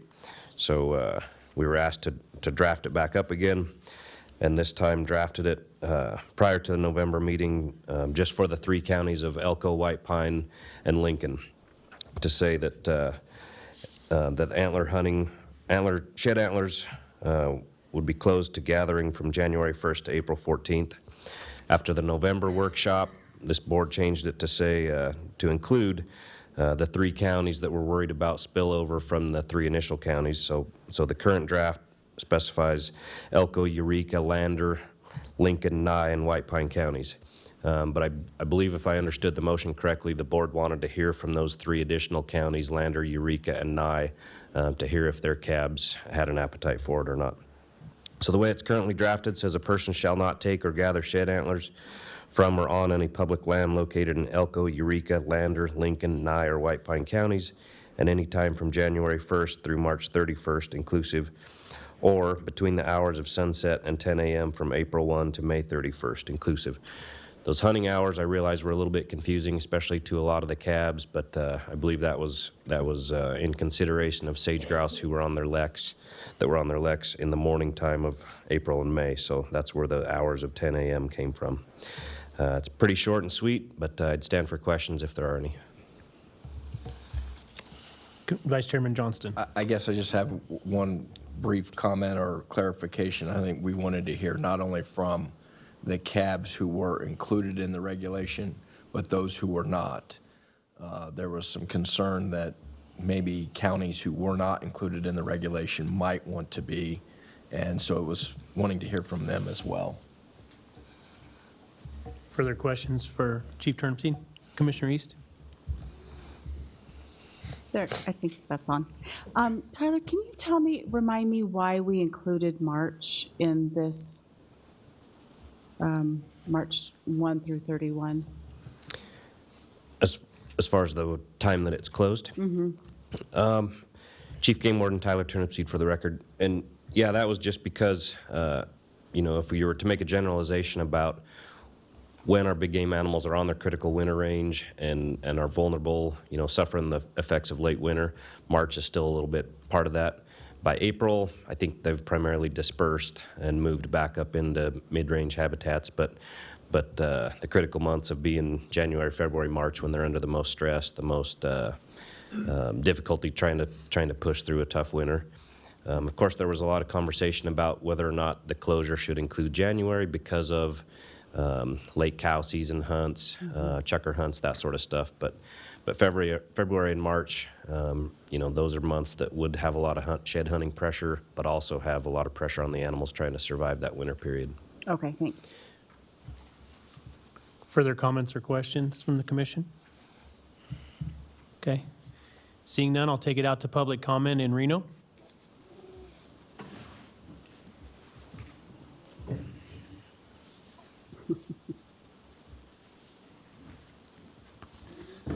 For the record, Paul Dixon, let me get myself organized here so I can talk about shed antlers. Shed antlers tend to be something that has, at least at my cab, been something that has imbibed a lot of discussion. And when I say a lot of discussion, I mean Commissioner Valentine was there once. I mean, we spent probably an hour on it in a 3.5-hour meeting.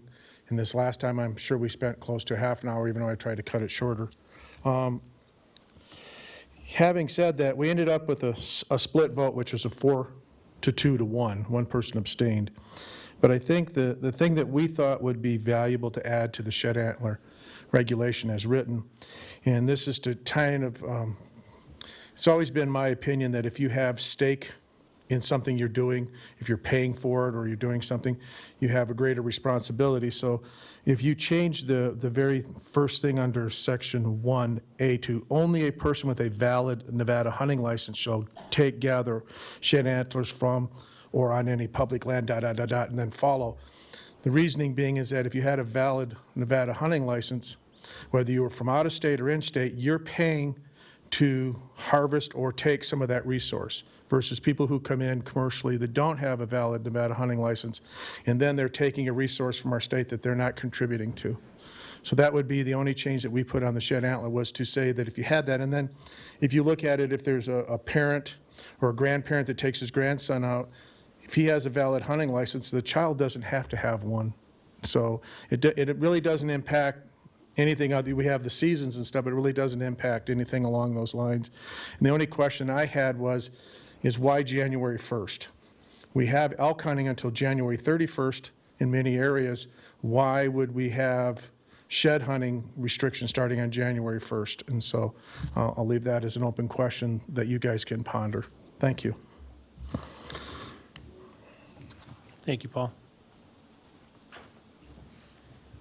Question for Mr. Dixon. You said the vote was 4-2-1, but I don't think you identified what the vote was. The 4 voted. The vote was, for the record, Paul Dixon back in. The vote was to change Section 1's thing to basically say only person with a valid Nevada hunting license. The dissenting opinions felt that there was no scientific evidence to say that shed antler collecting was impacting our herds. We don't have any data to say that we've had herd decline or detriment. There's been nothing shown other than anecdotal. And they believe that current wildlife harassment laws are sufficient to deal with people who are out riding ATVs, getting off-road, or doing other things. Sorry. Thank you, Brad.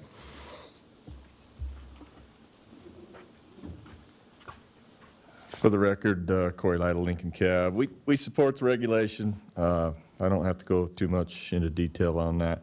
The change we did want to make, though, is to kind of drive it back to what the original language was, and that's the middle of April.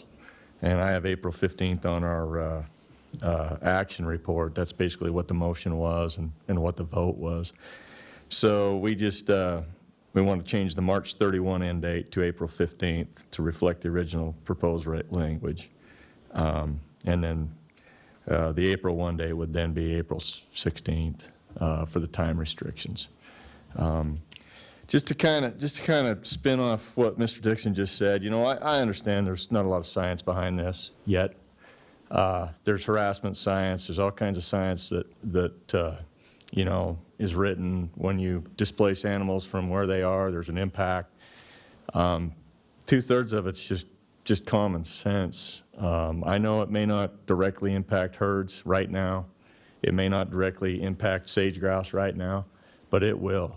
By the time we try to specifically address certain scientific studies for, you know, shed antler hunting, you know, 4 more years will go by. The problem will get worse. The impacts are there. This restriction is not going to stop everybody from doing it. It's going to kind of curtail some of the abuses, some of those things. It's really a good thing, and it needs to happen. We support it. Thank you, Corey. Good morning, members of the commission, Mr. Chairman. Rob Beamer, Chairman of the Carson City County Advisory Board. We certainly recognize that we're not part of the counties that would have this restriction, but I felt it necessary to let the commission know that we did have 3 individuals that were fathers from, fathers of families who make it a point every year to go out into the field in these counties during their spring break, their kids' spring break, and engage in shed hunting as well. I did take the opportunity to kind of educate them a little bit and forward them all to the testimony that's been given over the last number of years, and some of the video presentations and pictures and stuff that we have gotten to see that totally supports this. And for the record, the Carson City County Advisory Board did absolutely unanimously support this as written.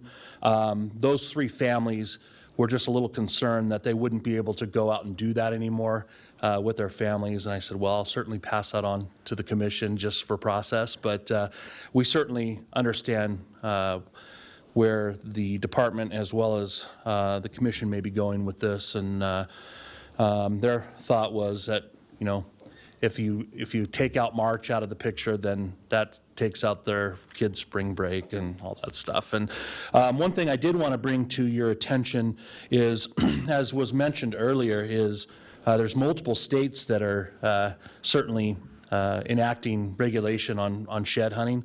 Colorado is one of the newest ones that actually created a license, right, for shed hunting. And I would absolutely we absolutely would support Mr. Dixon's and the Las Vegas cab's opinion of making it mandatory that you have to have a Nevada hunting license in order to engage in that, right? We're taking a resource away from the state of Nevada. Everybody should participate in the compensation for that. Thank you. Thank you, Rob. Further public comment?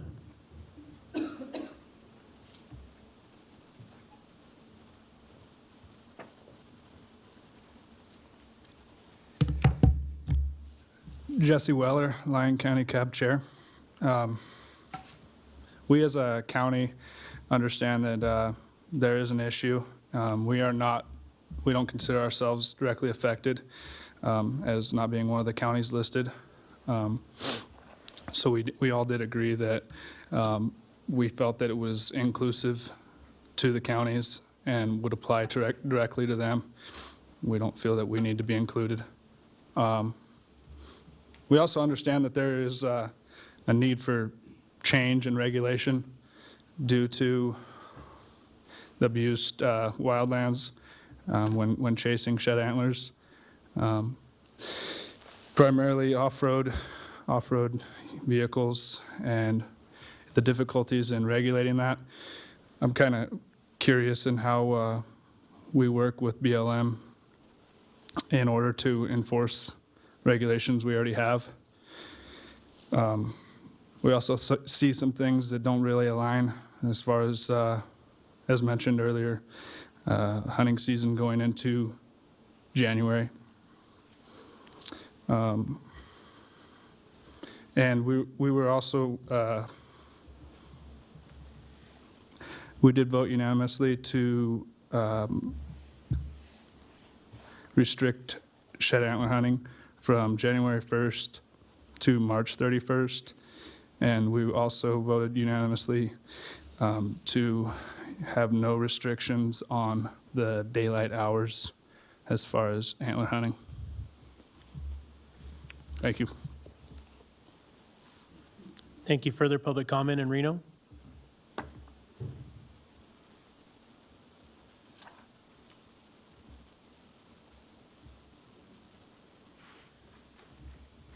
Morning. Steve Marcus, White Pine County. We actually got on social media and advertised and put the word out on our cab meeting Tuesday, and we had the biggest crowd we had for years, and we got a lot of input. It went really well, and it was voted on by basically everybody in the room that we would prefer to go with the recommendation of the commission. And the only thing we were wanting to change was the 15th instead of the 31st. It does have an impact. Deer have been dropping their antlers out there. Already we have an influx of people shed hunting. 5 trucks on the Cleveland bench last weekend, already impacting the deer. The deer were at 9,500 feet, which was good that we had not had any snow. They were able to get up there away from the people. But it has begun already this year. So just letting you know that. Thank you. No, Marcus, real Yes. quick, on your 15th, are you talking March 15th or are you talking the April 15th, like Lincoln County? Like Lincoln County. Okay. Any other questions? No, thank you. Thank you. Further public comment in Reno? Okay, seeing no further public comment in Reno, I'll take it to Las Vegas for public comment.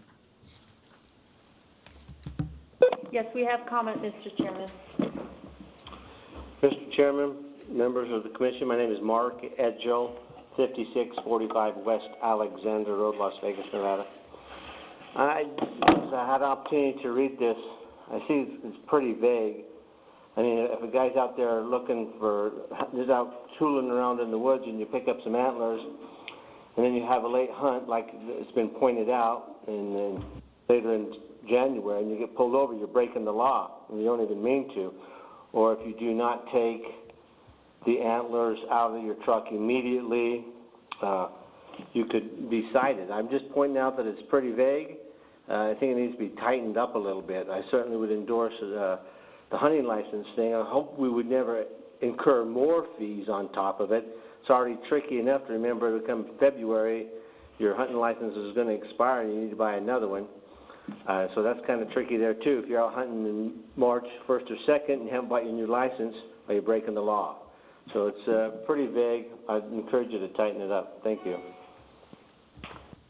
Thank you, sir. Further public comment in Las Vegas?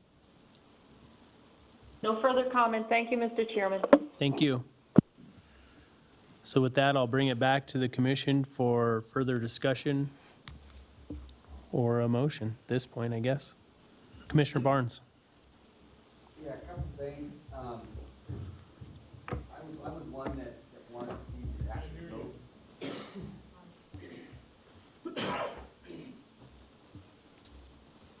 go. Flip your mic, Tom, and see if it came on.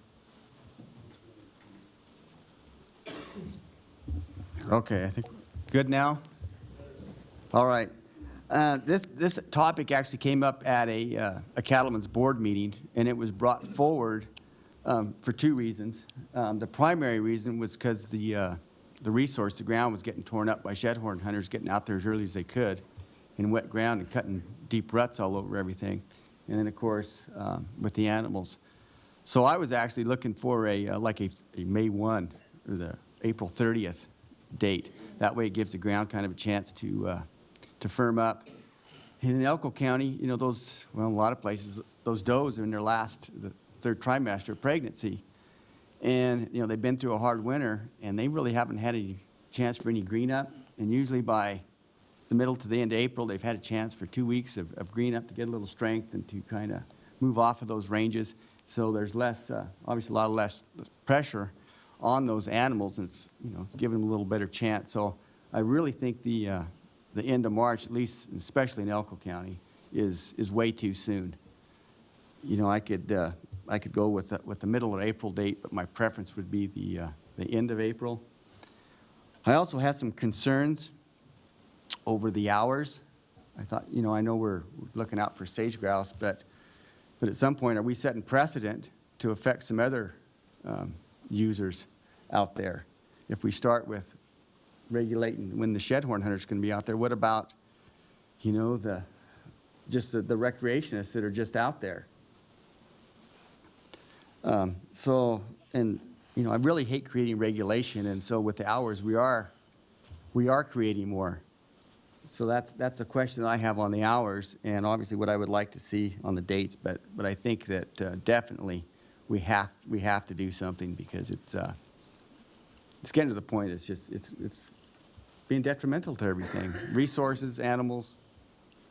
I guess those are my comments for right now. Thank you, Commissioner Barnes. And Chief Turnipseed, I have a quick question on the requirement of a hunting license. Is that something that we can do? Thank you, Chairman Wallace, and I may refer to our Deputy AG on this one, but my initial reaction would be that a lot of the cabs brought that up, and it probably is a good discussion down the road, but I'm not sure it would be covered under this agenda item.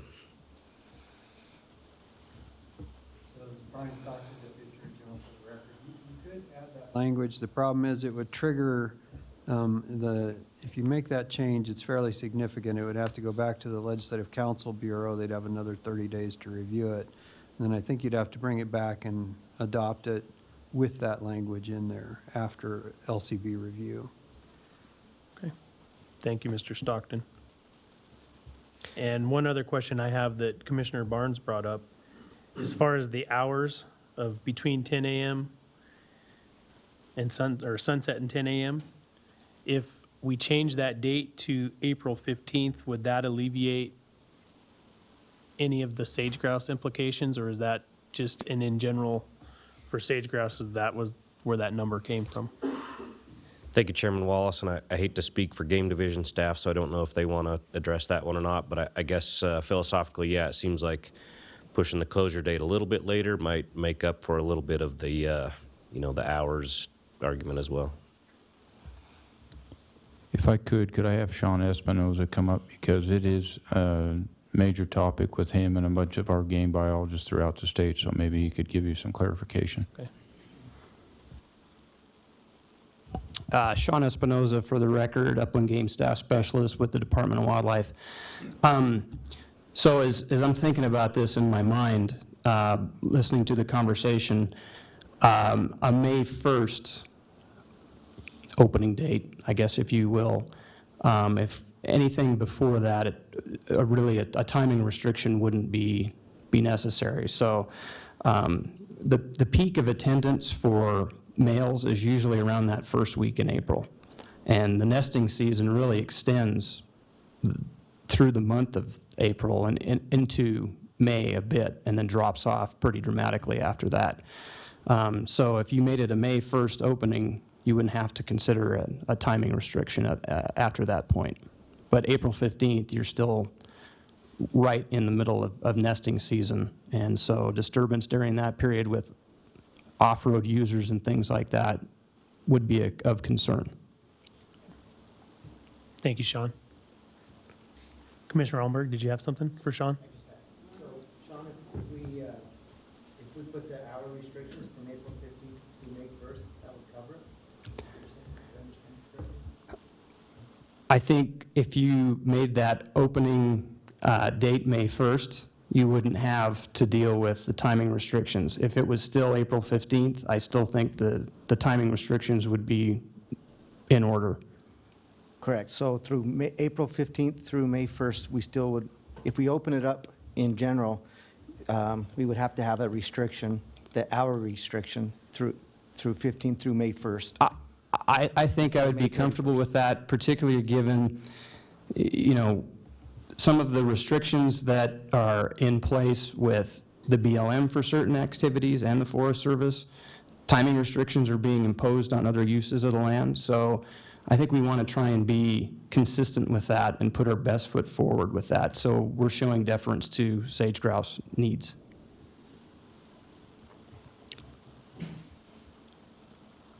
Thank you, Sean. Any further questions for Sean before he? Okay, seeing none. Thank you, Sean. Thank you. Vice Chairman Johnston. I just wanted to share I received a telephone call from former Commissioner Pete Morai on this topic, and one of his things that he shared with me was a concern over the 10 a.m. Time restriction, and how would that play into when people drive on various roads,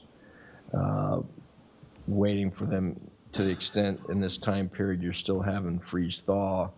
His preference was let people drive out when the roads are frozen rather than after 10 a.m. And my thought was well, I don't think this time restriction prevents you from driving out, much like the hunting time starts at a specific period of time, but people are often driving out well before that to get wherever they want to be. But I guess one way to eliminate this factor would just have the closure from January 1st to April 30th. That, from what I heard from Mr. Espinoza, addresses the sage grouse issue. We eliminate the complexity of this start time, and you just have a regulation that prohibits the gathering or taking of shed antlers in the specified counties from January 1st through April 30th. And that's a very simple regulation. It addresses public comment that we heard in Las Vegas, at least, with respect to some complexity there. I also heard about the hunting seasons, and I turned back and flipped through the season schedule from last year and the proposed for this year. There's generally not that many seasons that go into January. They're pretty few and far between. So I don't think there's a huge number of people out in January with tags. There are some, but I think where I'm coming down would be just to simplify the regulation to create a prohibition that just is from January 1 to April 30th and do away with subsection 2. That's also, I think, very consistent with what we're hearing from Lincoln and White Pine counties, where they'd like to go beyond the March 31st. And I suspect that neither White Pine or Lincoln County are going to have much objection to going out a little 15 more days on the closure.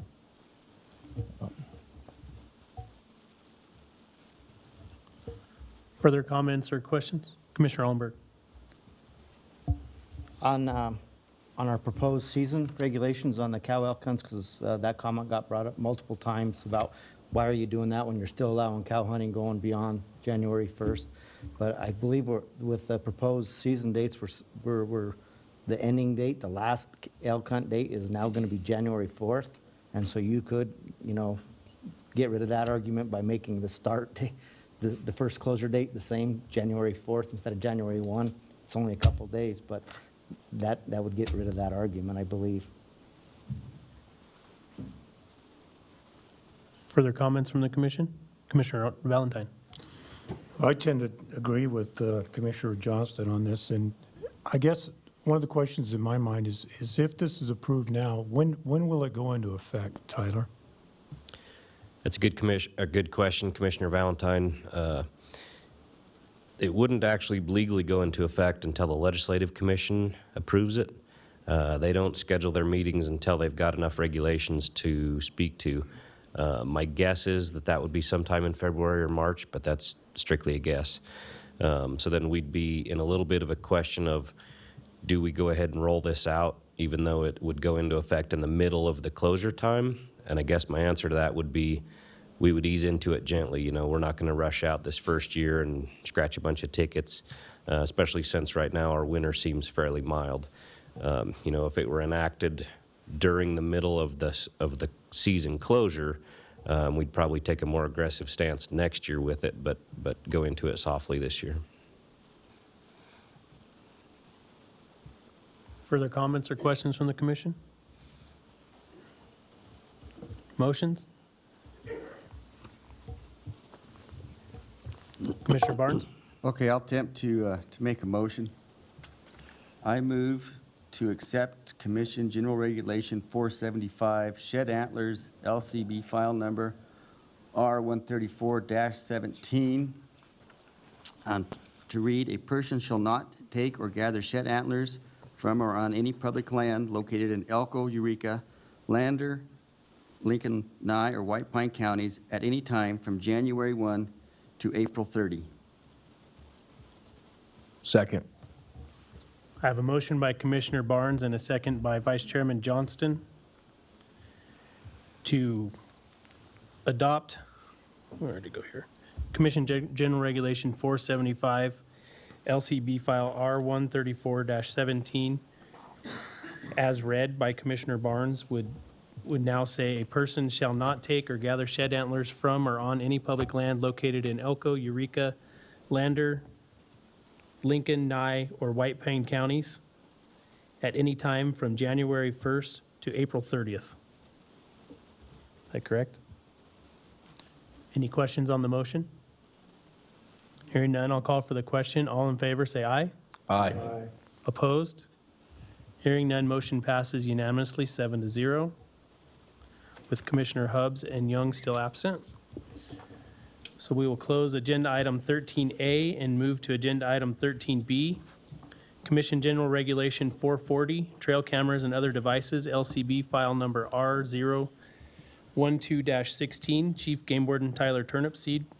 Adoption, public comment allowed. Chief Turnipseed. Thank you, Chairman Wallace, members of the commission. Again, Chief Game Warden Tyler Turnipseed. I've got a short PowerPoint here that is a little bit of a review from last time, but tried to incorporate the changes that this body voted on after the November, or at the November workshop. So this is similar to the sheds. You guys all remember the background information on this. We've been discussing it for probably about 10 years as well. And as we discussed at the November meeting, it was sort of a degrees of magnitude problem. When trail cameras first came out, it seemed like it was primarily a parent, who would maybe take kids out on the weekend to check their cameras. People had 2 or 3 cameras. It was a small scale and didn't seem to be a problem. In fact, it was probably a good thing. kids involved in the outdoors and see some cool wildlife sightings that came into cameras and that sort of stuff. As was also presented by some of the NGO memberships, they were a great tool in developing water developments. You know, how do we, you can see this picture right here, the spacing of the rail fences. That spacing of those rail fences was developed because of trail cameras watching how animals came in and out of guzzlers. You know, the design of the drinkers, the design of the tanks, a lot of that stuff was developed by the use of trail cameras. But fast forward 20 years, and here we are seeing scenes like this where this is from this summer in Lincoln County, a guzzler that's got 32 cameras on it. And we've got several of these photos. Again, Lincoln County, 17 cameras still there in October. This one's also in Lincoln County. I don't recall how many cameras are in this picture, but it looks more like a camera farm. There's 5 cameras on a tree. And then a lot of our guide and outfitting industry is now revolving around cameras. I don't know who this one is, but I counted in this photo there are 90 brand new cameras in this box, or in boxes still there. There's another outfitter with 64 cameras that they say is in their first batch ready to go out.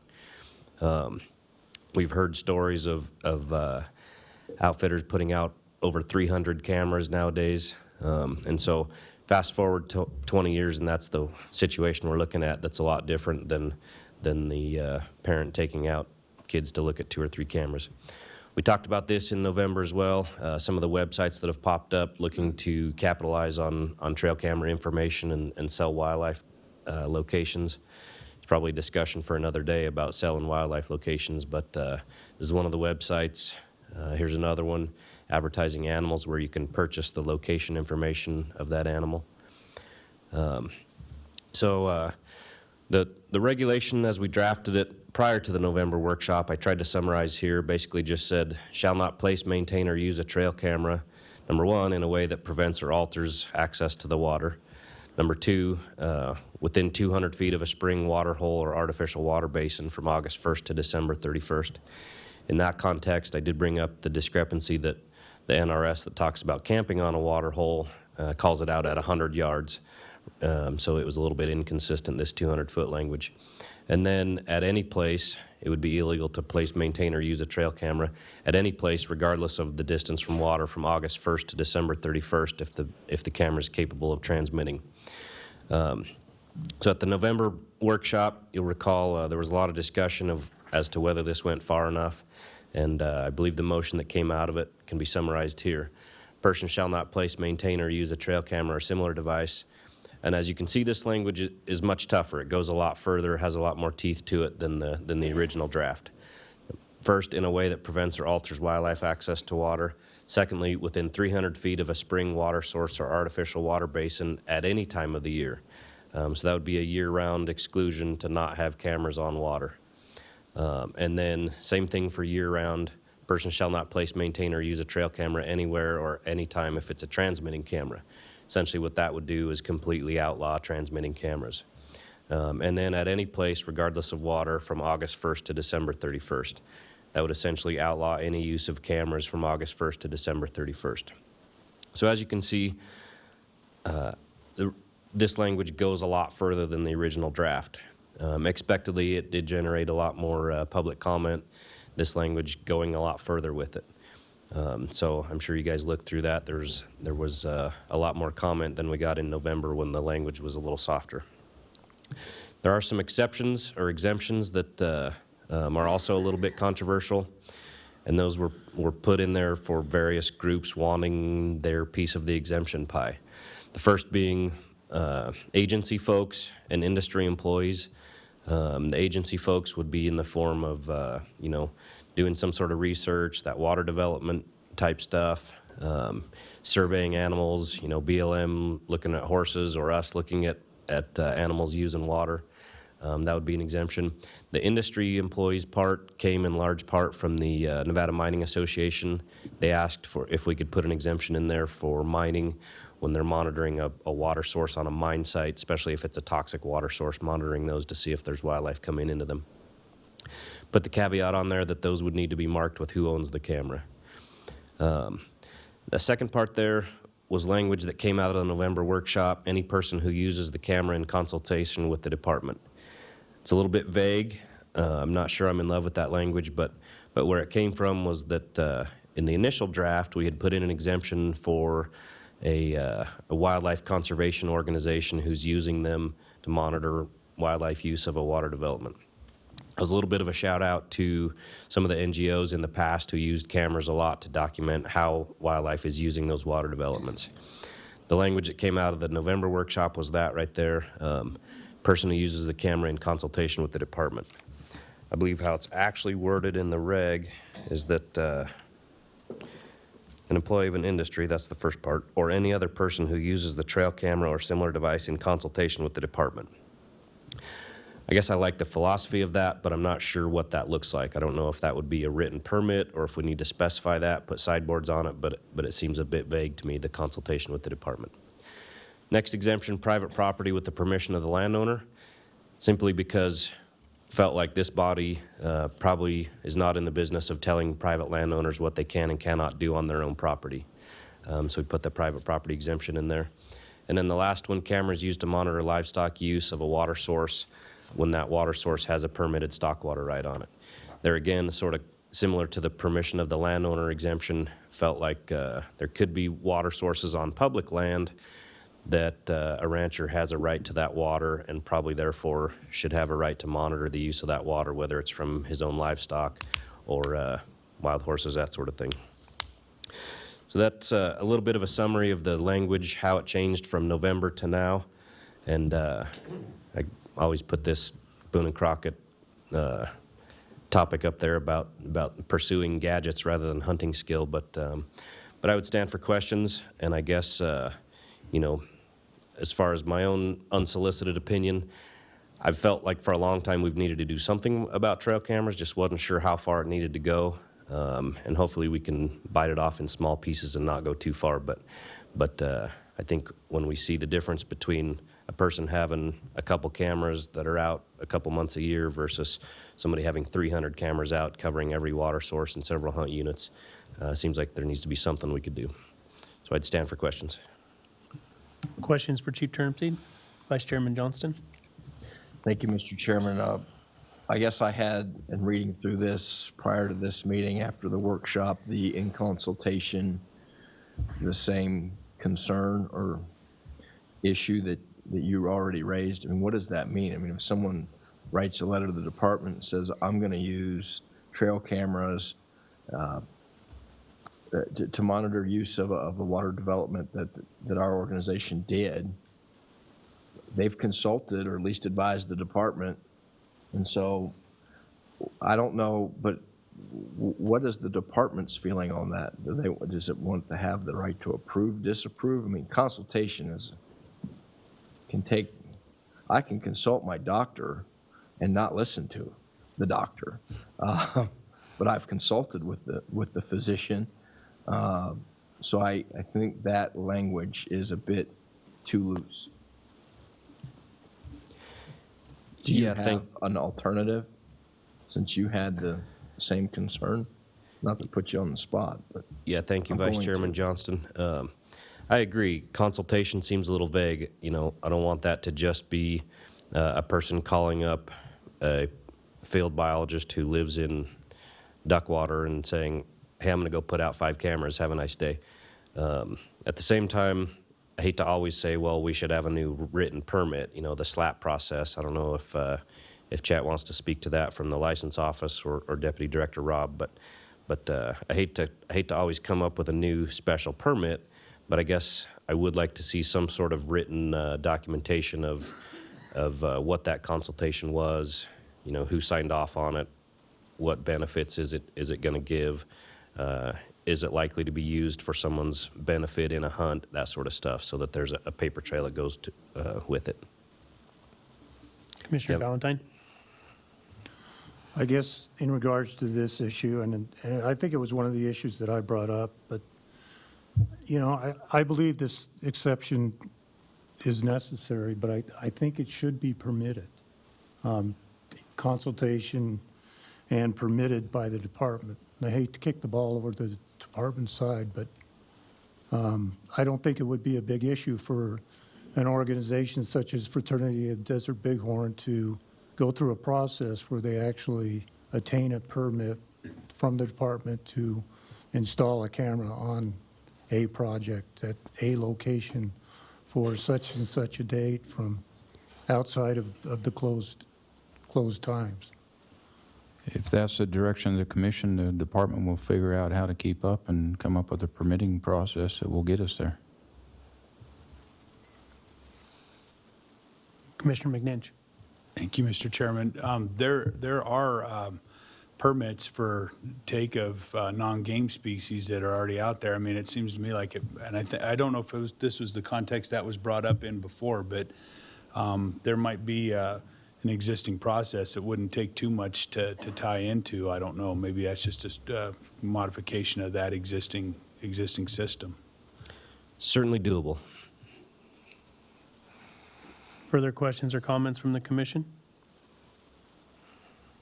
Okay, seeing none, thank you, Mr. Turnipseed. We'll take it out for public comment in Reno on agenda item 13B.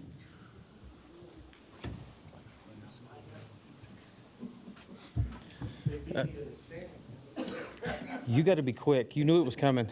Joe Crim, Persian Cab. At our cab meeting, we voted to not support this regulation as it's presented. We thought that the camera issue was not an issue for the whole state. It was only in select areas of the state. So we'd rather see the regulation based around where the problems are, not the whole state have to pay for a couple of areas that are having issues. And on a personal note, you've heard me say this before when I've said in here that my son did a project with those cameras when he was in high school. He did a project for 3 years. He presented that project internationally 2 years in a row. I also want to see some consensus of some kind where somebody can still do a project through high school or some kind of club or something, whatever it is, whatever the case may be, so it doesn't limit those people so they cannot do a project. So I just want to make sure you're cognizant of what you could be limiting people to when you enforce a new regulation. Thank you. Thank you, Mr. Crum. Thank you, Mr. Chairman, members of the commission. The Carson City Advisory Board to Manage Wildlife voted unanimously to support this, but we would like the commission to consider, based on testimony given by one of our local archery organizations, the Clear Creek Bowmen, multiple members of that group came to our meeting and gave testimony. They would like to petition the commission to consider revising this to include the month of July as well. And the main reason for that, they gave first-hand account of multiple times where guides or rifle hunters or other folks that might be setting up trail cameras come in while their hunt is actually going on and disrupt that hunt. And so they're pretty adamant about that, and I promised them I would relay that to the commission as well, that if you could consider adding July into that. I know here we're getting even a little bit more strict in this, but I think sometimes they brought up a good point. Sometimes I think that we disregard the archery group just because they are a smaller group, right? But we lose sight of the fact that the tools that they're using to harvest, right, are short-range tools. And so with that, I take any questions. Thank you, sir.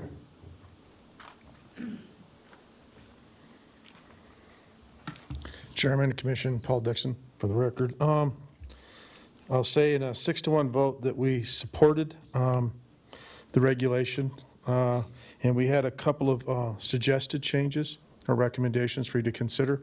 One is that the reason why we have transmitting cameras restricted is we feel that there's a fair chase issue, and you guys, and everybody agrees with that. But if you're not in the hunting season, August 1st through December 31st, what is the reasoning for not having a transmitting camera?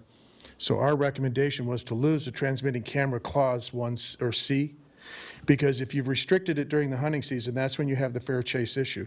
Outside of the hunting season, why are we worried about a fair chase issue was the discussion we had at our cab. number one.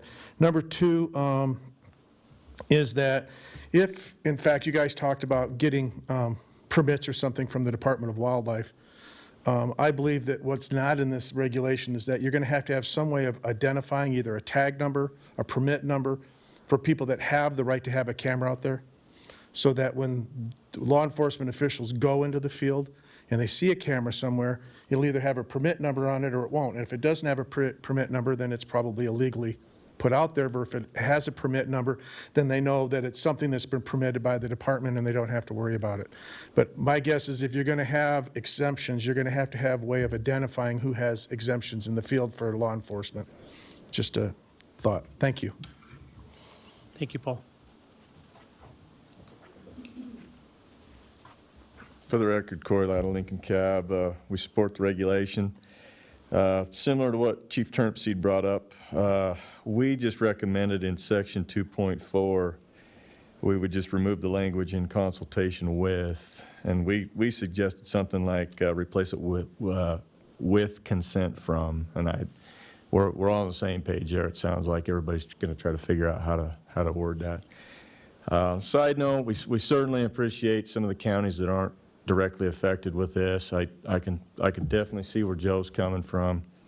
And I can also see where some of these other cabs have concern about those dates, the July 1 date or the July 15th date. So I understand that. We support it as written, but if you guys need to modify a couple of things, we're okay with it.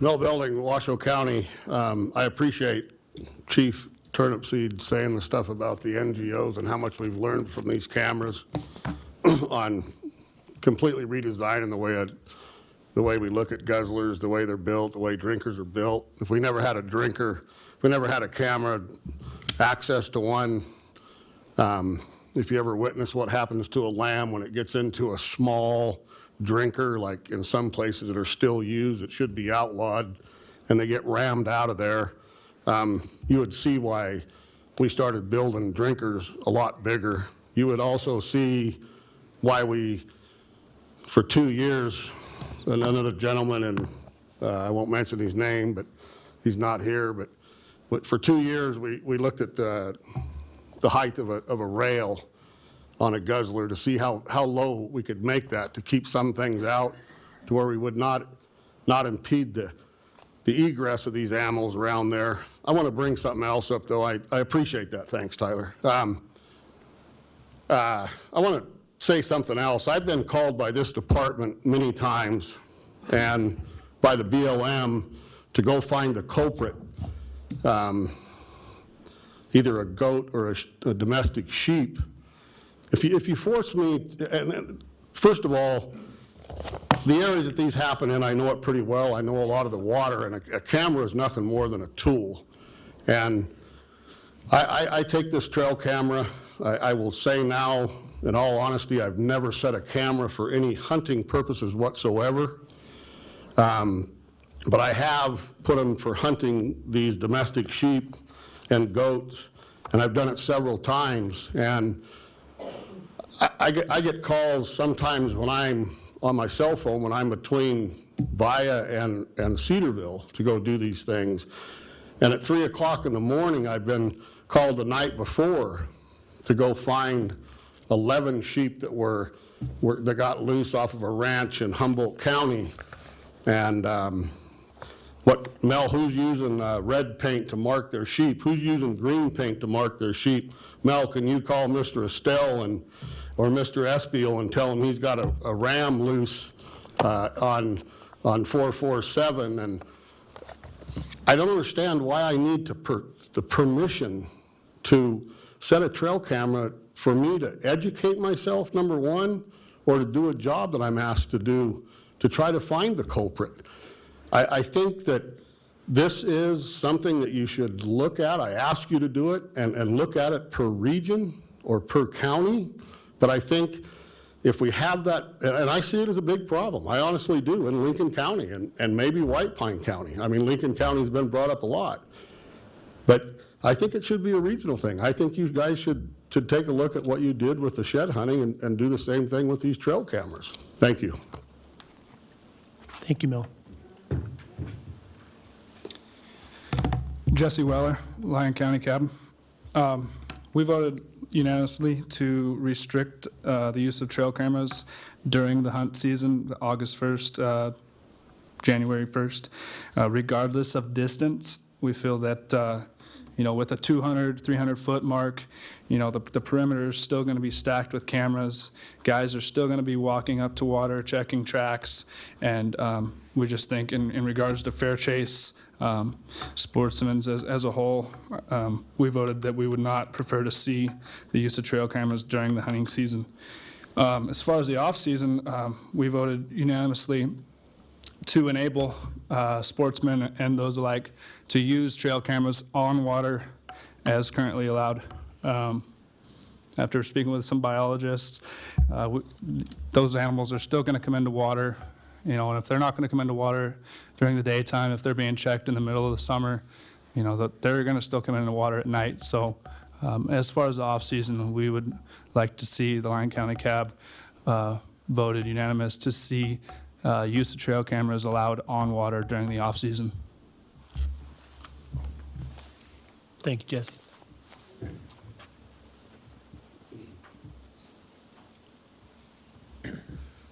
Rex Flowers speaking for myself.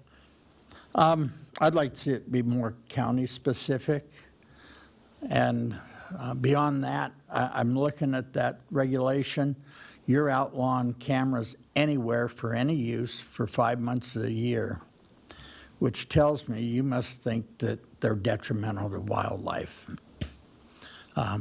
They're creating the barriers where wildlife can't get to water sources and such. But you can't use that camera even in a rock outcropping someplace else to look at pikas or bobcats going in and out of their dens. I think it's an overreach. You are trying to encumber the general public. If these cameras are that detrimental to wildlife, why do you allow people to hunt on those water holes? You can't camp on them. Now you can't use a camera on them. This goes a lot further, and I wish you give consideration to that. Thank you. Thank you, Rex.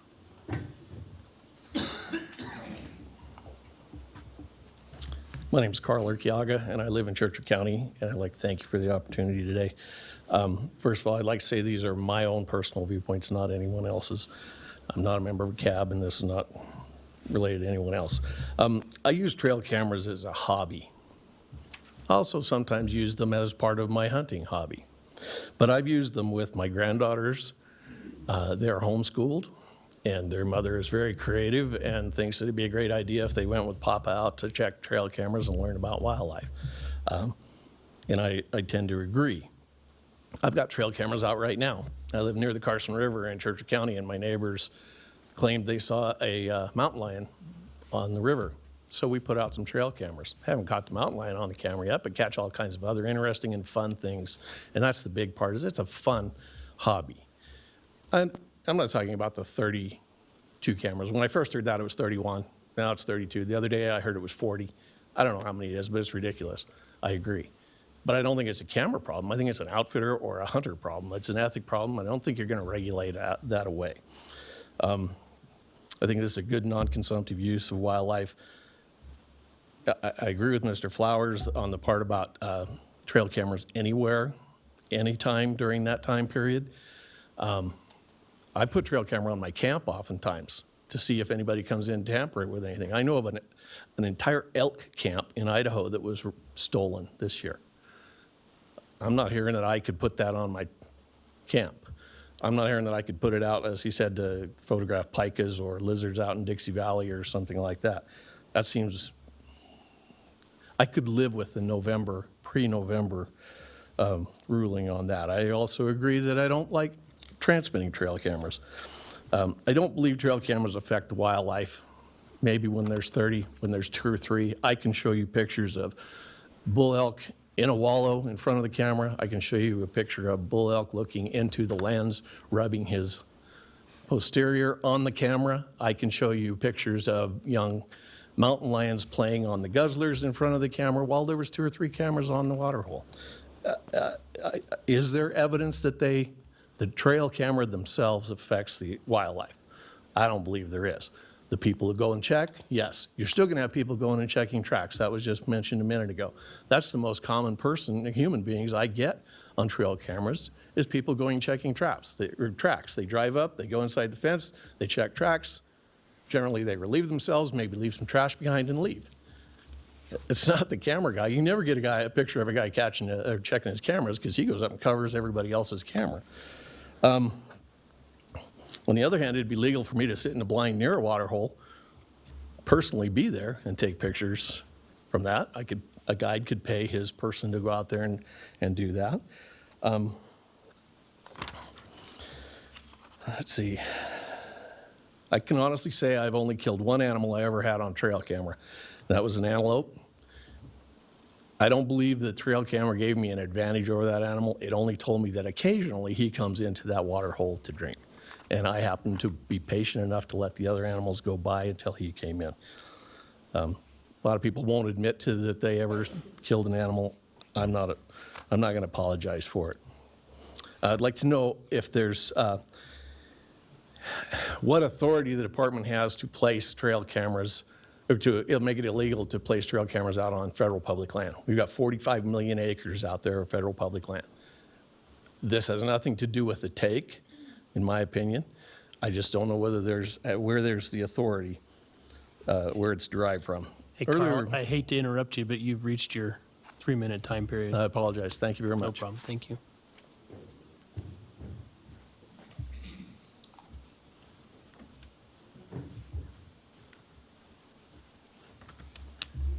Mike Cassidy speaking as a member of the general public. I'm part of the evil empire. I work for the mining industry. And there are mining claims out there where there are hundreds of thousands of dollars worth of equipment, and it's not private land. It's strictly a mining claim. And to put a trail cam on to monitor people interfering or coming in and tampering with your equipment, even if it's a transmitting camera, so you can sit back and get it and say, oh, there's somebody out there, I better get out there tomorrow to check my equipment, check access. I think it's a valid use of a transmitting trail cam. I think you guys are way overstepping your bounds to let me monitor. How about people that are illegally dumping trash? If I want to go out and set up a transmitting trail cam on a place that's actively an illegal dump on public land, this would prevent me from doing it. So I think you guys are totally out in left field doing what you're doing. Thank you.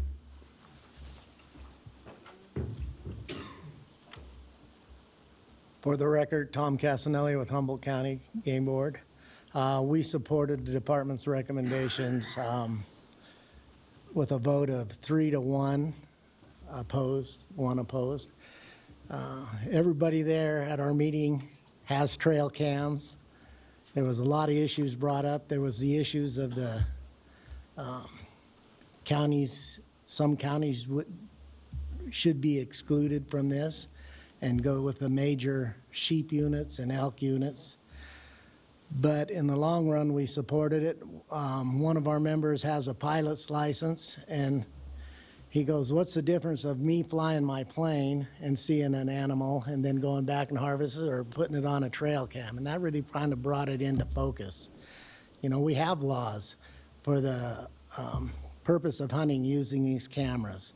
What is the difference between having a camera out and him flying over with his plane and seeing an animal and then going back and hunting it?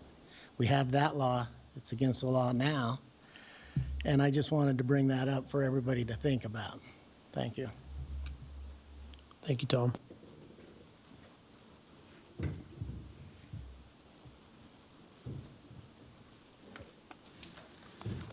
Mr. Chairman, before my time starts, I'd request that I be allowed 6 minutes to represent my organization's views on this. We are opposed to trail cameras used by hunters. They are killing ethical big game hunting in Nevada. And let me read some changes in this regulation. I thought that it would improve it. 2 sub 4 I don't think we need that exception, employee of an industry with consultation. If we do keep it, I think we should add, except for organizations that auction big game tags and based upon written request and written approval. I think you need a paper trail to avoid the appearance of favoritism as a safeguard. And then in number 2C, monitor livestock, et cetera, I think it should add, unless the owner is a beneficiary of landowner tags. I want to remind this body that ranchers, et cetera, monitor game at water holes because they sell their landowner tags for large dollars, and therefore they could abuse this regulation. And I handed out, I'm going to hand out, did we hand those out? I handed out some handouts here, and if you look at Exhibit 1, the technology, Bushnell, and it says cameras sends images to your smartphone, email, app, or website. Control your trail camera with your device from wherever you are. Daily GPS location monitoring. What technology? And in Exhibit 2, it talks about commercialization of our wildlife. GPS is for sale. And it makes a point, for years, finder's fees made common in governors and auction tags. It's a big problem. We're talking about money. And if you go to Exhibit 3, it shows that this is happening in Nevada. It shows how cameras are used to shoot animals. And this one is a big buck deer with a trail camera, and it was shot afterwards. And so this is not an educational magazine. This is a hunting magazine that this appears in. And if you go to Exhibit 4, Field and Stream, it shows readers how to kill large animals using trail cameras. It just, it tells 12 steps on how to kill animals with trail cameras. And that's what's happening with trail cameras. And I don't think you need that 2 sub 4 exceptions for employee at any time, but what is happening is private NGOs or other persons don't need cameras to monitor guzzlers, which is why that was put in. They're monitoring animals is what they're doing. And it's real easy to sell that information. And I want everyone to hear this, and let me tell you how it works. Last week at the sheep show, what tags sold for? The New Mexico Rocky sheep sold for $165,000. The New Mexico Desert tag sold for $270,000. The Montana Rocky sheep tag sold for $340,000. The California Desert sheep sold for $200,000, plus a 5% buyer's premium. To get big dollars for your state tag, you need big animals. What better way to take a picture of a big animal and send the picture or GPS to Houston or wherever? NGOs that auction big game tags use trail cameras information to show big animals to potential buyers to sell these tags. That is why state wildlife agencies overlook this process, because it gives big money when they sell these. And NGOs ask, what will this do with the governor's tag? I've heard that asked many times. Well, my answer is, what about wildlife? Which I'm supporting wildlife first. These people who spend this kind of money have got to know the animal they are spending these big dollars for has to actually exist. Common sense. They don't buy the tag on a come. They have to know beforehand that kind of sheep or animal is there before they put these large sums up. Furthermore, the person who can find the largest animal in the state will get a $10,000 or even more finder's fee, or they can even sell the GPS coordinate to these guys. These guys talk big bucks. There's a lot of money if you show a big dollar guy that wants to buy a tag where there's a big animal. And trail cameras are the key to locating big animals. Guarantee. This isn't hunting anymore with this use of trail cameras. And I support this trail camera regulation with exceptions, but where it's being abused is people are selling that information. And the NGOs go out and get the information from the state agencies. And I would welcome any questions anyone has on that. Any questions for Mr. Lent? Thank you. Do you have one, Commissioner Valentine? Yes, of course. Dr. Lent. Mr. Lent. Excuse me for leaving. But, so you're in favor of the camera regulation? Is it? Yes, we are, because it's ruining hunting. And I'd like to see the people that are using the cameras are using it for hunting. And at the public comment period, I'm going to bring up a law that Wyoming has in effect. It's in the legislature now that we're going to be bringing up to our legislature, legislate it. It's going to cover everything here, but I'll bring it up, and I don't think I have the time to do it now, but we're for this regulation of banning trail cameras with those exceptions of federal agencies that need them to monitor certain things, but not for hunting purposes in any way, shape, or form. And ranchers use them for hunting purposes. Landowner tags, a friend of mine buys an elk tag if he can buy one for $12,000, and ranchers are selling the information too. And it's really ruining the sport of hunting. I was just getting a little confused as to whether or not he was for or against the item, especially when you were talking about the NGOs and the permitting process. I didn't hear that. Were you insinuating that perhaps people that work within the NDAL organization might be attempting to sell the information? No, I'm not doing that. Okay. I'm saying that people, NGOs, that they can go out and if they get a permission to do it, they monitor not the water, because we have a GPS map made out by the Department of Wildlife, and there's a statute that says that anyone that puts a water development up has to put their name, address, and phone number down there. So every hunter in the state that goes out and uses GPS map, they can relay back the condition of a guzzler if they want to. We don't need GPS. Those organizations go out and monitor these guzzlers because the public can do it themselves. And they're the ones that have the potential to sell the information. Anybody that goes out and looks at a guzzler has a potential. I'm not saying NDAL would do it. No, I'm not saying that. But private organizations have the ability to do it. Thanks. Thank you. Thank you, Dr. Lent. Further public comment in Reno?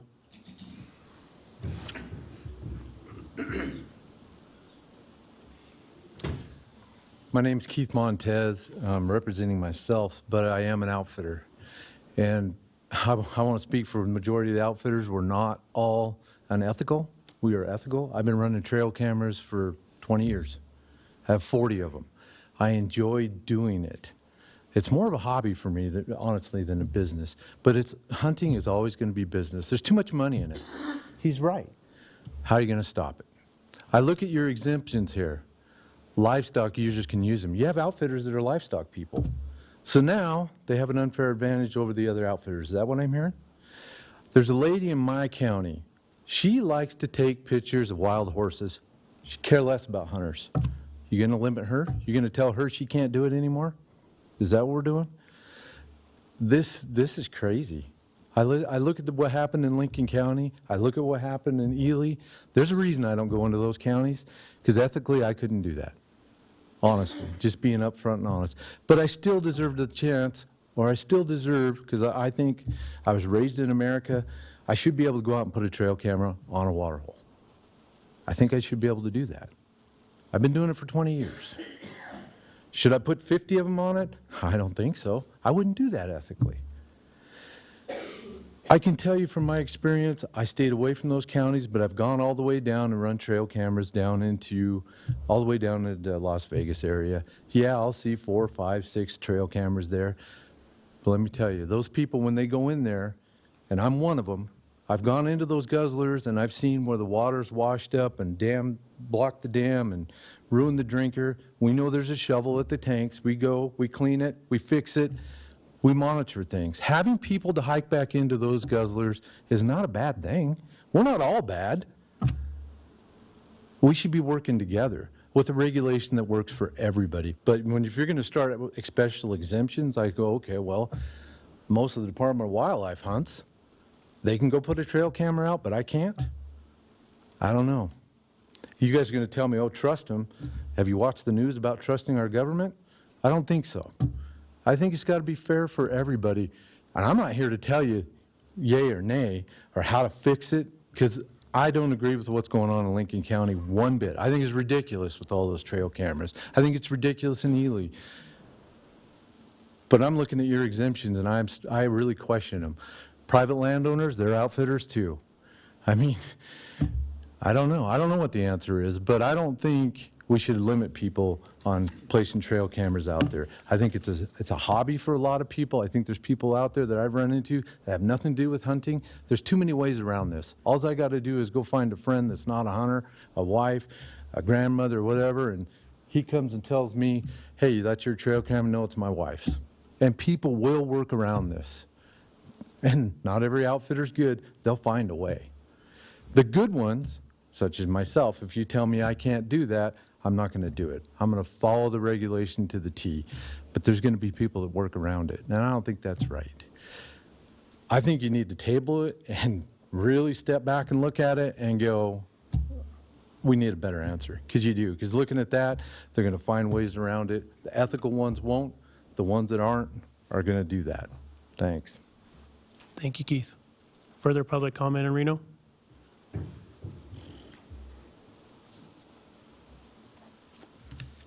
Let me move this down a little bit. Hi, I'm Jeff Howden. I'm here to represent myself. I'm an avid hunter, bow hunter, born and raised in Nevada. I am totally against this regulation.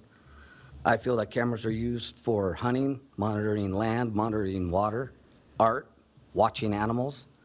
I'm just going to jump around a little bit. If we are having issues in certain units, certain counties, I think we need to look at those certain units in certain counties. We're putting this regulation on the entire state. We don't have elk in Reno. We don't have elk on Peavine. We don't have elk in Lovelock. We have them back east, you know, up north. I think we can limit the amount of cameras that can be put on guzzlers. I think there's IDs you can put on your cameras. I mean, those pictures that he had, I agree. 30, 40, 20, 5 might be too many. Nobody knows how many too many are. But there's different things we can do from going from black to white. I think there's a gray and a brown in between. If you guys think, if he thinks, if law enforcement thinks 10 cameras is too many, let's limit to 20 or limit to 2. Say anything over 2, you can't put a camera on. It has to be visible. It has to be ID'd. Fish and Game, you guys show up, you see a camera, there's 3 on it, take them all. As long as they're visible, hunters, guides, onlookers, art people, I mean, I don't even know where to go. I disagree with this. I think exemption should be none. Either it's all across the state or none. Fish and Game, they get to use cameras. They use them on mines, they use them on guzzlers. Those pictures sell. They get talked about. They're on social media. They're text. I've seen them. I've been involved in them. I know what happens. The 300-foot setback. You guys don't want them. They don't want them point blank at water holes. You're going to put 30 cameras on a trail, and they're still going to take a picture 2 feet away. I don't think that 300-foot setback is going to matter. I really don't. You're going to move everything that's happening at the water hole back 300 feet. You're going to get the same pictures. The dates, August 1st through the 31st, I don't think there should be any dates. Like a lot of people said, it's used for art, it's used for school, it's used for hunting, it's used for scouting, it's used for many reasons. I don't think anybody should be able to tell us how we use a camera. It's been said before, you can sit in a blind and shoot an antelope. You can sit in a blind and take a picture, but I can't put a camera on a water hole? I disagree with it. That's all. Thank you, sir.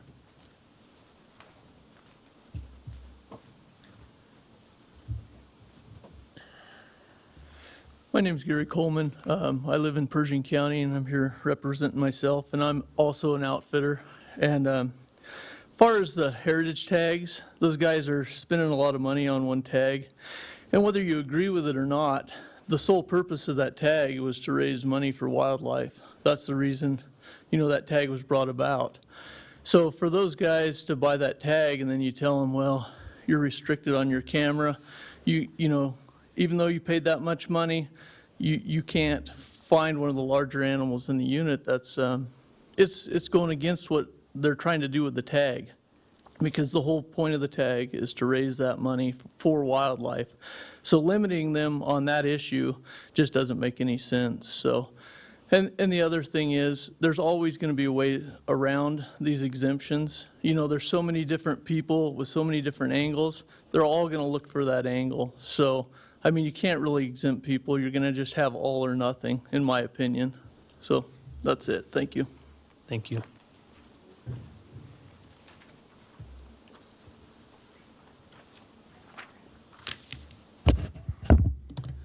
Thank you, Mr. Chairman, Commission members. My name is Kyle Davis. I am here today representing the Nevada chapter for Backcountry Hunters and Anglers. Our chapter has provided the Commission with a letter that outlines our concerns, so I'll just briefly touch on these. We support the regulation in part, and in other parts have some requested modifications. There's been a lot of discussion about the exclusion time periods. Our board voted that we support the prohibition of live action game cameras during the hunting season. We didn't necessarily go as far as to ban them outright during the hunting season, but we do support the prohibition of live action cameras. We believe that's a fair chase issue, and that makes a lot of sense to do so. With the issue of prohibition on trail cameras near water sources, we do support the regulation of proposed 300-foot prohibition. I think that stays with restrictions on camping and vehicle disturbance near the springs, but would hope that we continue to look at the research on this and continue to reevaluate that, but we think that makes a lot of sense. And I know I wasn't able to be here on the previous regulation. I just point to our letter on shed antler regulation. We support that one as well. Thank you. Thank you.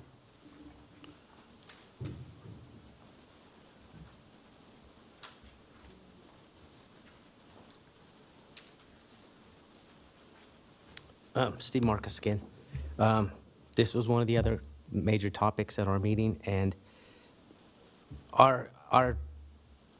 we are in total support of the limitations or restrictions on the cameras. First off, commercialization. People from Utah coming in and selling coordinates online, can't have it. Everybody's talking about springs.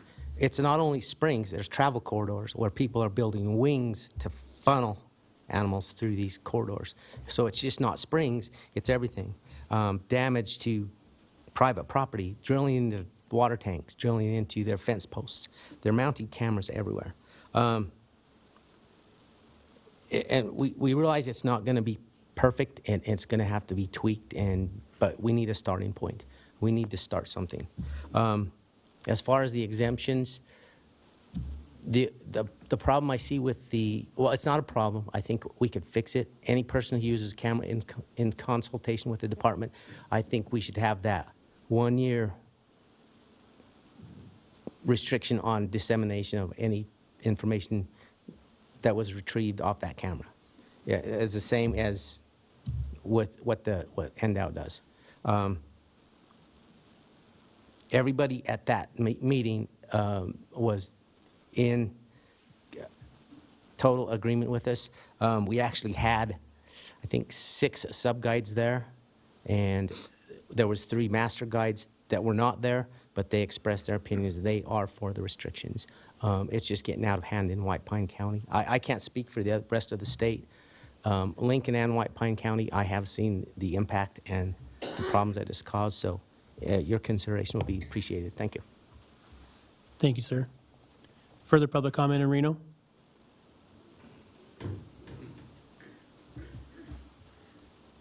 Thank you, Mr. Chairman and Commission.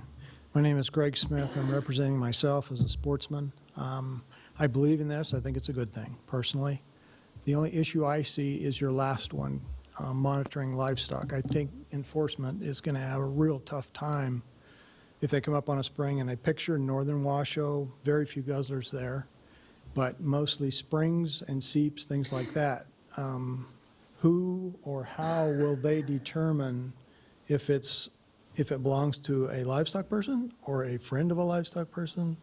There will be cameras there. We all know that, but it's going to put something on enforcement that's going to be difficult, I think. I don't know how you get around that, but that's the biggest problem I see in this whole process. Thank you. Thank you, sir. Further public comment in Reno?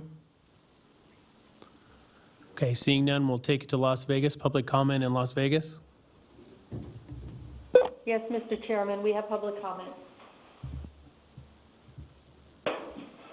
Mr. Chairman, Commissioners, thank you. My name is David Dixon. I'm from Las Vegas. I'm just speaking for myself.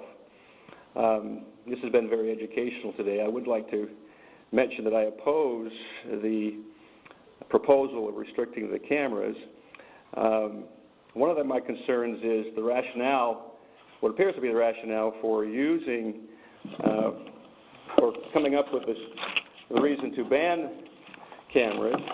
In your report, your notice of intent to act on the regulation, you state that one of the reasons to implement this was to improve the reputation of the guiding industry.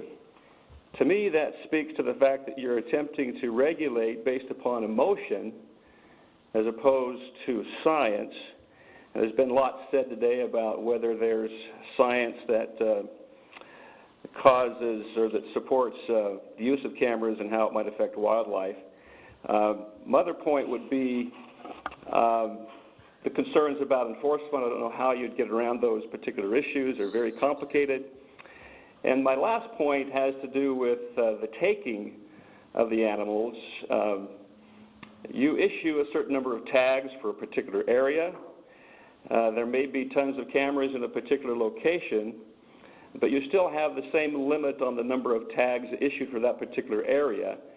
I can't see how the use of the camera is going to affect that particularly. Yes, there might be perhaps more animals taken, but you've already issued a certain number of tags for that particular area.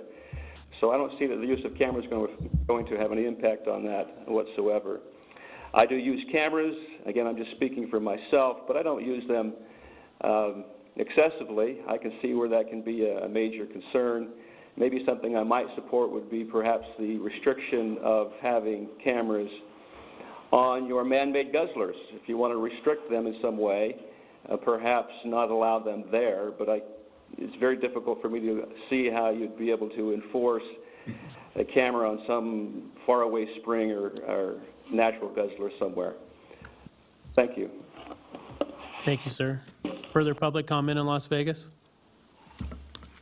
Good afternoon, Mr. Chair. Jana Wright for the record.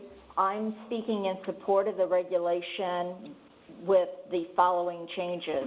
Under Section 2A, delete number 4 and delete number C. Thank you, Mr. Chair. Thank you, Jana. Further public comment in Las Vegas? Thank you, Mr. Chair. Again, Mark Edgell of Las Vegas, Nevada, speaking strictly for myself. And I'm a 50-year resident of Nevada. I'm an outdoorsman, father of 6, all of which have hunted and fished in Nevada, all born in Nevada. Just a side note, hey, thank you very much for that youth tag program. That was awesome. My last 3 children really got to enjoy that. We had a great time, a lot of fond memories. You know, I like the trail cam. I own a whole 2 of them. And as pointed out in further discussion, earlier discussion in 11B, getting the millennials out there, that can be a real challenge, especially because there's no Wi-Fi. So when I take my kids out, placing these trail cameras is a lot of fun because we have an opportunity to get the SD card out and see what's happening. We've even set them up just take pictures of chipmunks because the little 4-year-old, he really thinks that's exciting. See the little chipmunks come in and get the peanut butter off of the rock. You know, you're taking an opportunity for us to go out there and enjoy our children and our grandchildren, and you're regulating it to where it's very difficult. I could see that there could be a challenge in some of the counties. Maybe you should address those. But just to openly ban trail cameras during the hunting season is you're taking poor 4-year-old's heart, you're breaking his heart there. And I say, I'm sorry, I can't put this camera out. I'm breaking the law. You know, a lot of questions would be how vague this is. So if I point the camera in another direction, even though it's in the 300 feet, am I not breaking the law? So I just got to turn it so it's not facing the water? Am I okay there? And then here in southern Nevada area, a lot of our guzzlers and our springs are very seasonal. They're dry. And so if I'm pointing the camera still at this particular, was once a spring, is now dry, am I breaking the law? I mean, if we're going to outlaw trail cameras, outlaw them for everybody, even the Department of Wildlife. You know what? If we got to go out there on our own and see what's going on, let's everybody go out there on our own. Because once you start making exceptions, there's going to be people getting around it. They're going to be selling pictures illegally. No, that's just my opinion, but thank you much. Thank you, sir. Further public comment? That concludes comment in Las Vegas. Thank you, Mr. Chairman. Thank you. With that, I'll close public comment and bring it back to the commission for further discussion and a motion.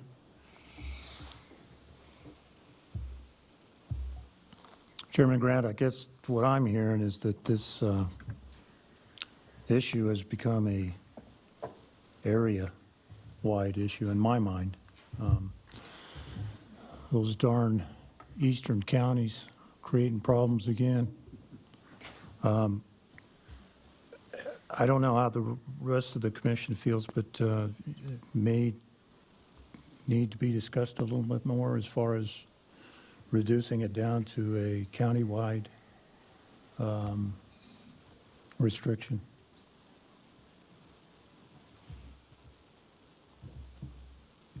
Vice Chairman Johnson, do you have something?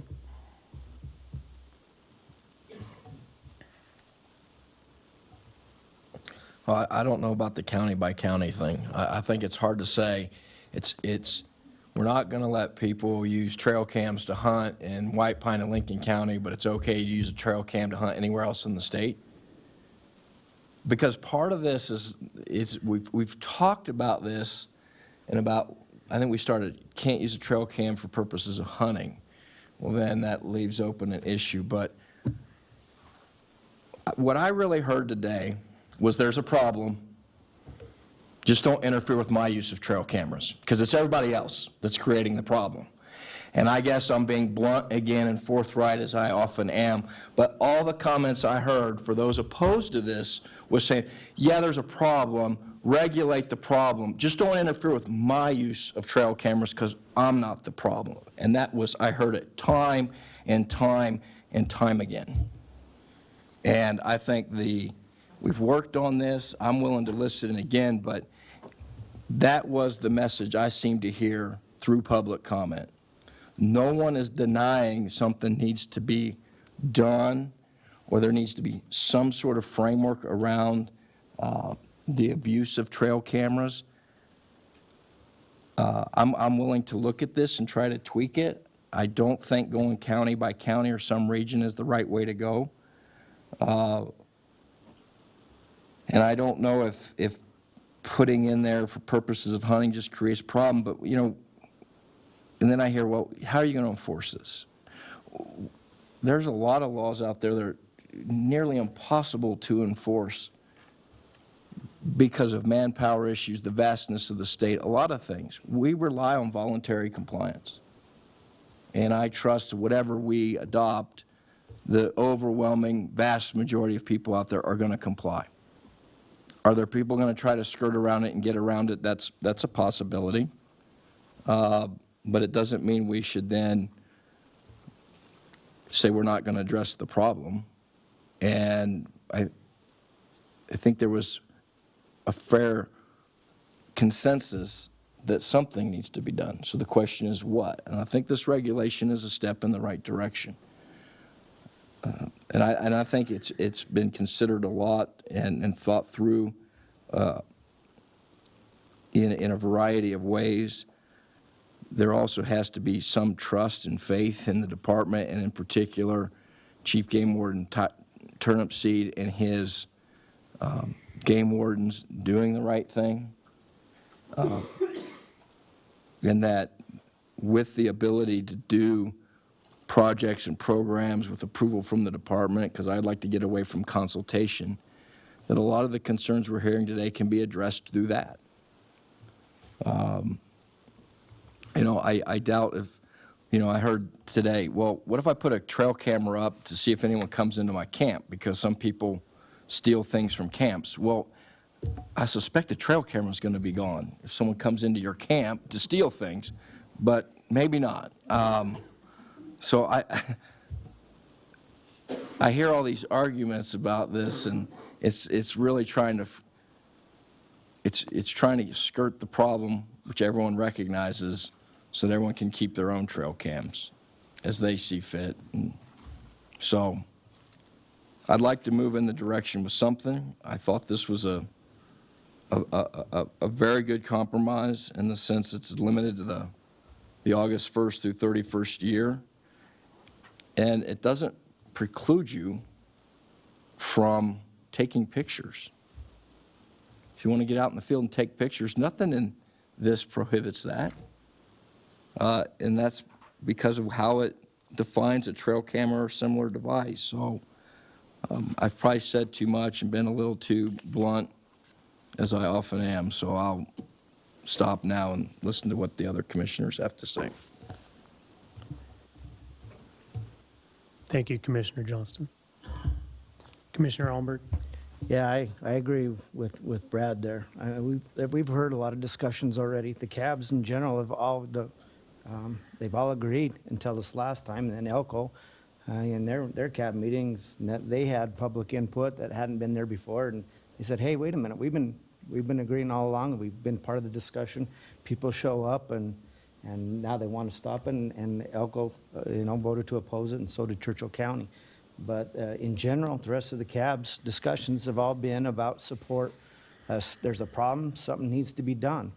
A lot of the testimony today, nobody, acknowledges the fact that we're not totally banning it. They can still use that. We can still take our kids out and through the rest of the year. We're just trying to limit it. And maybe we have to limit it a little bit more. We still have exceptions in there for industry to go out through there to monitor their projects for scientific purposes, for industrial purposes, for whatever. There's still a process that we're allowing them to do that. As far as, there has been some discussions with the trappers using them to try to catch people that are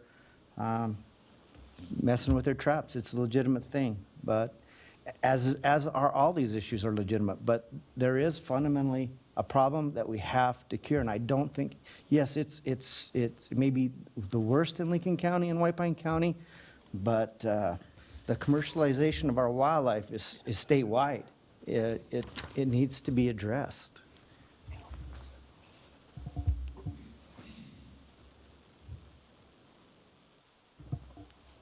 Further commission comments? Commissioner East. Is my light on? Yeah, it is. I go back to what I think it was Rob brought from the archery community. Was it Rob or was it Jerry? It was Rob. Okay. I would actually like to see us move this to July to benefit the archers. And I am in support of the regulation.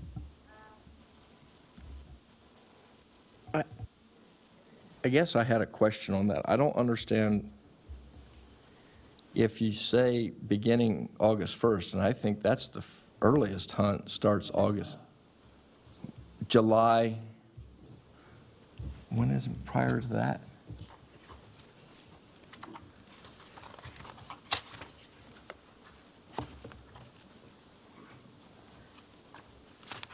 If I may, Mr. Chair, through you to Commissioner Johnson, I believe if you look at what you're proposing for seasons, I think we counted 13 archery seasons or archery times where it's in July, where the start date is in July, especially with antelope. And am I mistaken there? Or one of our cab members is the one who did that. I could be wrong. I'm looking through the table now, and I always thought it was August 1. Everything archery antelope is August 1.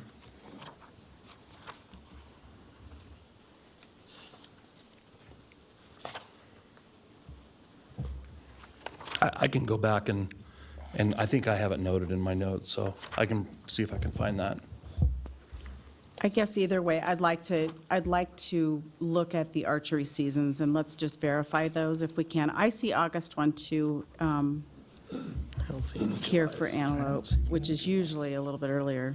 I checked with Chief Game Warden Tyler Turnipseed, I did check with Cody McKee from the Game Division, who's got the season tables in front of him, and he said, yeah, the earliest ones are August 1st. I believe Heritage is the same way, so there is a little bit of an issue that you could use a camera up until July 31st, but yeah, the hunts would start August 1st. And I guess that was, I think what I heard of the concern with the bow hunters is they might be hunting in that August period, and their hunts were getting interfered with people coming out to put trail cameras out at that point in time. Right. So if you couldn't put the trail camera out starting August 1, that would coincide with the start of their hunting seasons. So that interference issue should be alleviated by that August 1 date. Yeah. So I apologize. I thought it was July. So I'll rescind that request. Commissioner McNinch. Thank you, Mr. Chairman. So Tyler, going back to Section 2 there, 2A, where it says a person who is acting within the scope of his or her official duties has clearly marked each trail camera or similar device to be used to indicate ownership, and jump down to 4, is an employee of any industry. So far all that works together, because an industry person would work in their official duties. You can see that, or any other person who uses a trail camera. So it's implying that any other person, what would their official duties be? I think I'm looking at the verbiage here, the wording, and how that fits back and forth, because you're trying to incorporate individuals here, people.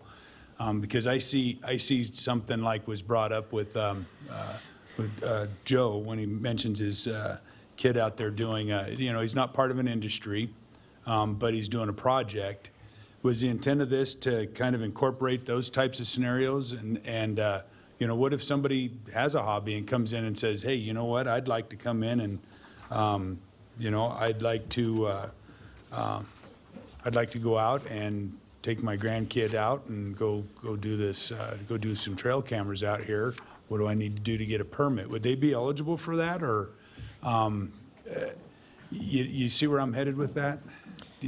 Yes, and thank you, Mr. Chairman and Commissioner McNinch. I think that's exactly right, and this language actually came from LCB, but I think it functions, yes, in that broad umbrella that it could be Joe's son doing a high school project, or an NGO wanting to monitor a fence around a water development, or a drinker or something like that. It could be any person or organization. And as we talked earlier, we could probably do that through a SLAP process, special license and permit process. Again, I always hate to volunteer for new permits, but we've got 20 or 30 of them already, falconers, dog trials, commercial, everything. So we could add a special permit for that would, a high school student in Lovelock could call us up and say, hey, I'm interested in doing a permit for a class project. Or Mel could call up and say, hey, I want to look at how sheep are using these three guzzlers for this reason. I think that permit process could be sort of all-encompassing for anybody who's wanting to do it for the right reasons, I guess. Vice Chairman Johnston.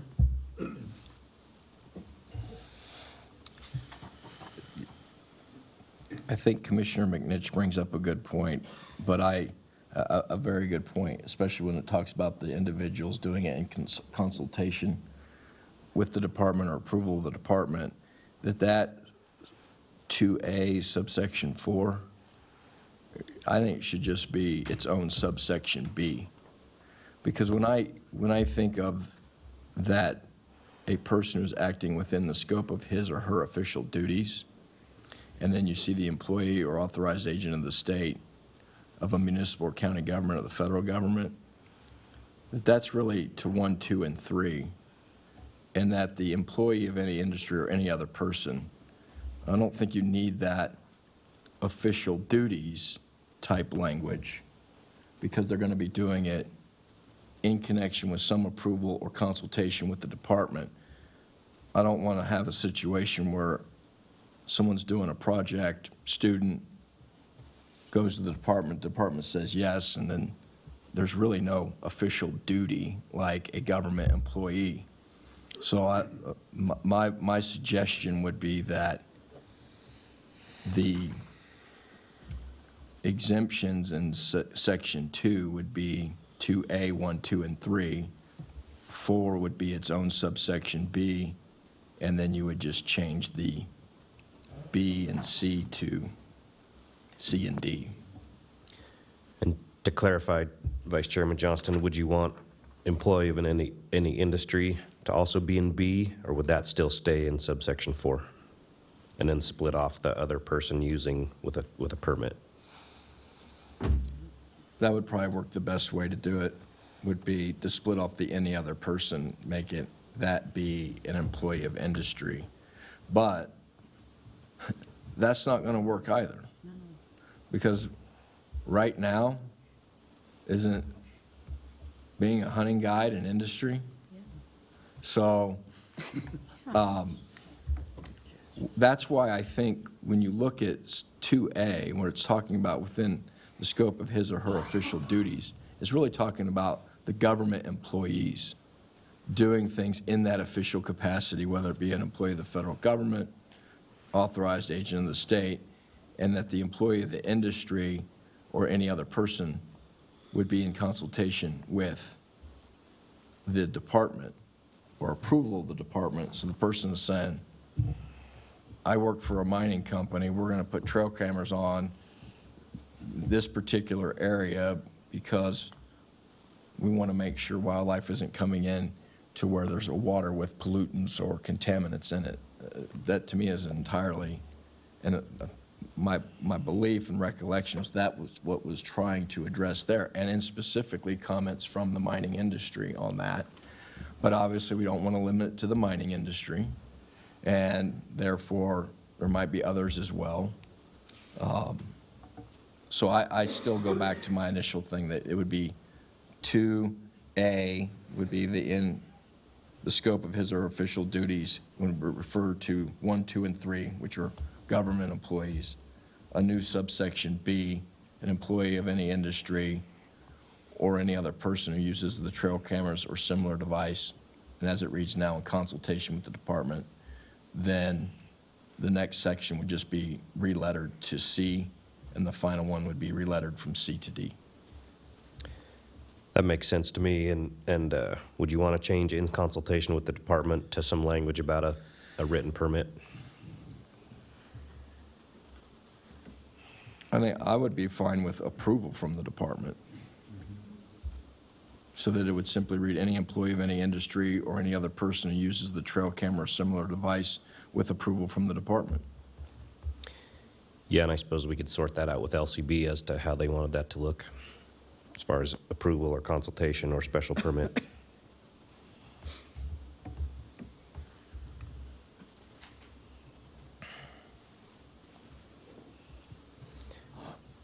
Along those lines, I'm not, Chief Game Warden Tyler Turnipseed again, on those governmental employees, I'm actually not sure of any municipal or county government that would need this exemption. I'm trying to think of an agency who would need trail cameras out on the landscape, and I don't know that 2 applies, but.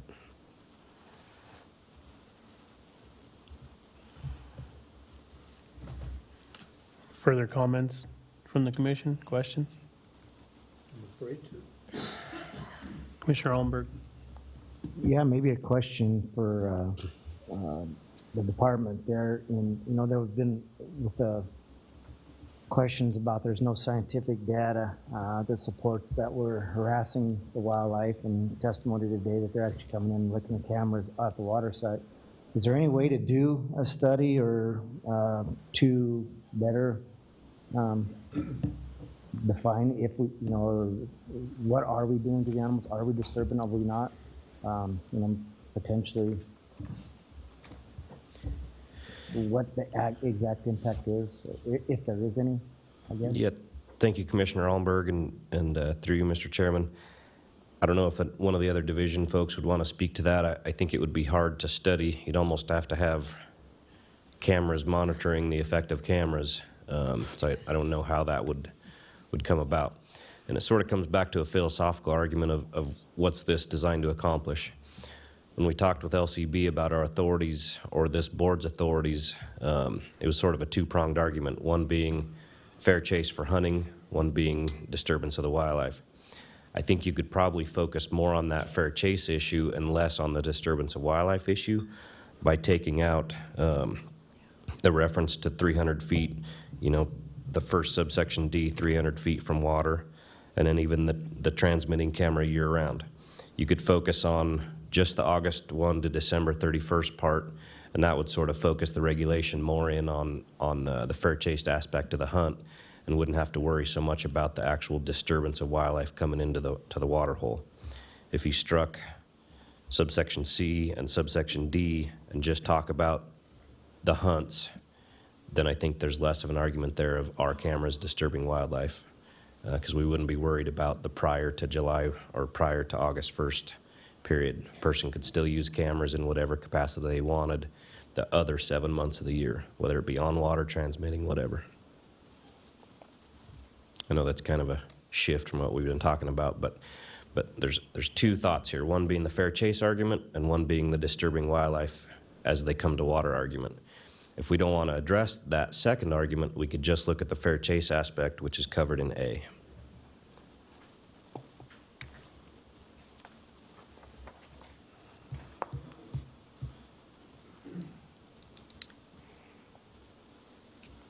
Commissioner Barnes?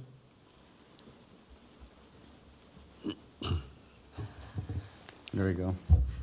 Title, I like what you just did right there. Omitting C and D.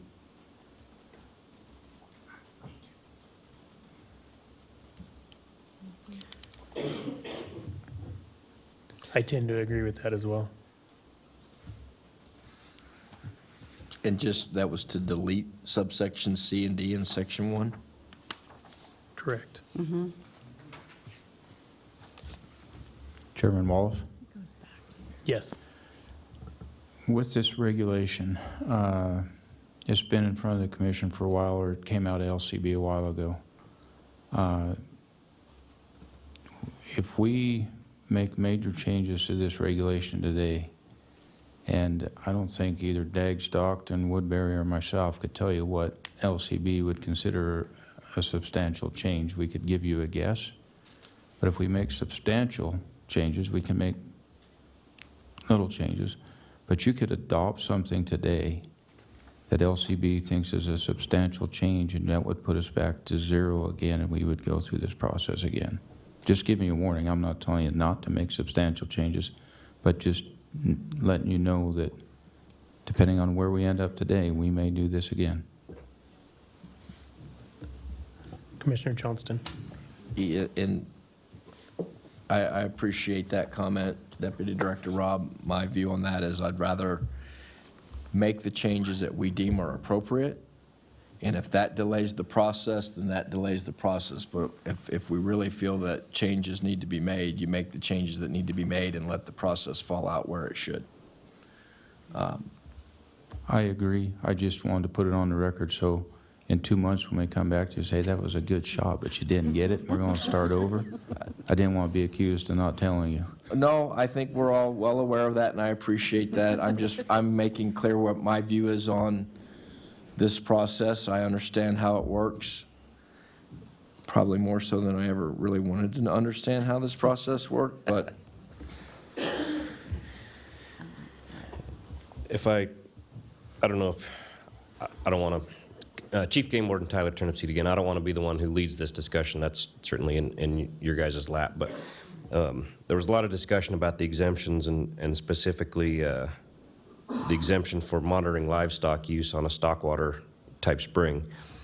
And so I hate to put Commissioner Barnes on the spot, and obviously you don't speak for cattlemen, you can't speak for every cattleman in the state, but I don't know if anybody else has an alternative to, address that concept that was brought up, that, a landowner or a cattleman who's also a guide, or, do you feel like that's a problem, or is that something that we've already covered? Well, it's hard for me to say because I don't know everybody. Sure. I know there are, half for people that use it on, most of it is on stockwater wells, where they'll use that intermittently to, instead of having to drive out to actually check to make sure that that the well and the pump are still working, they usually have to make sure there's still water in the tank, so they don't have to go out That makes every sense. second or third day. And, you know, I mean, as far as Dr. Lynn, I think, mentioned it when he talked about, you know, that landowners do get the tags. You know, there again, it's ethics. I mean, what's there to stop? There probably isn't. It's ethics, but most of the time when you're going to be doing that, it's going to be in the heat of the summer when you're looking at that. I do know that there are other people that use those things more to monitor whether a gate is closed or not between BLM pastures. Because with so much traffic now out there and gates are getting left open, and the way our permits are written, you know, you pretty much have to make sure your gates are shut all the time. And so that's something that a lot of people are starting to use those for now too. So I don't know if I answered your question or not. But. No, that's good. Just food for thought. Further discussion from the commission? Commissioner McNinch. Thank you, Mr. Chairman. So if the thought is to remove C and D out of that first section, then would we need to consider under 1A moving that August 1st? In my mind, because if there's potential for transmission on July 31st, then it seems to me like we should consider moving that back to July 1. You see what I'm saying? Because if we have an open season on August 1 and now we're going to allow transmission of data, somebody could transmit data on the 31st. See what I'm saying? It's something a bit tighter for his thoughts. Thank you, Mr. Chairman and Commissioner McNinch. I think you could just wiggle back a week or 10 days and eliminate most of that benefit of a camera out the day before the season.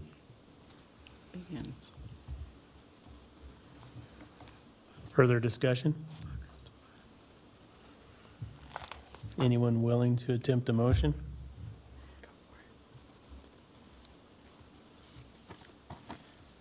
I'll give it a shot, but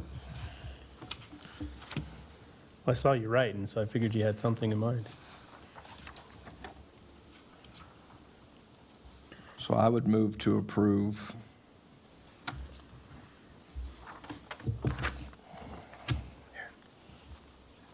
Commission General Regulation 440, LCB file number R012-16, as presented with the following changes. Under Section 1, the introductory statement under 1 remains the same. Subsection A remains the same. Subsection B remains the same. Subsection C would read, at any time during the period beginning July 1st and ending July 31st, if the trail camera or similar device transmits or is capable of transmitting images, video, or location data of wildlife. Omit subsection D. In subsection 2, A, 1, 2, and 3 remain as the same, with the exception that the or goes after subsection 2A2. Subsection 2A4 becomes subsection 2B. Subsection 2B would then be relabeled 2C, and subsection 2C would become 2D. I'll second the motion. I have a motion by Commissioner Johnston with a second by Commissioner McNinch. Would Commissioner Johnston mind rereading Section C? Yeah. Yeah. So subsection C would be at any time during the period beginning July 1st and ending July 31st. If the trail camera or similar device transmits or is capable of transmitting images, video, or location data of wildlife. And so the idea would be you keep the trail camera prohibition from August 1st to the 31st. The prohibition on transmitting cameras is just for that July 1 to July 31st period. But of course, a transmitting camera could not be used from August 1 to August 31. And my thought process on that then gives everyone many, many months of the year for hobbying, whether the camera transmits data or not. It addresses the hunting season and the period right up leading to the hunting season. Based upon all the public comments, my idea in making that motion is it's a good compromise that addresses the issue, allows for the appropriate type of exemptions. I need to make a modification to my motion. I would amend my motion that subsection 2A4, which will become 2B, would read, "An employee of any industry or any other person who uses the trail camera or similar device with approval from the department." Second's fine with that. I'm glad you caught that. Okay, without restating it, is the commission clear with the motion? Okay, I'll call for the question. Go ahead. I don't know, and Brad, I know where you're going, but would it be clear if under C, if we said at any time during July 1st to December 31st, if the trail cam or similar device transmits, would that be clearer for the general public if we included to December 31st? That's fine with me too. I mean, it's going to be one way, six one way, half a dozen the other, but it is probably a little clearer that way. So I would amend my motion a second time so that subsection 1C would read, "At any time during the period beginning July 1st and ending December 31st, if the trail camera or similar device transmits or is capable of transmitting." And the second will be fine with that as well. Okay, we've amended it twice. Is the commission clear with the final amendment to? No. No. Why don't we just start over? All right. I'll remove my second. I'll withdraw my motion. I'm sure Tyler already understands why I don't want December 31st in that, so I'm going to try this again. Okay, I would move to approve Commission General Regulation 440, Trail Cameras and Other Devices, LCB file number R012-16, as presented with the following changes. The introductory language for Section 1 remains the same. Subsection 1A remains the same.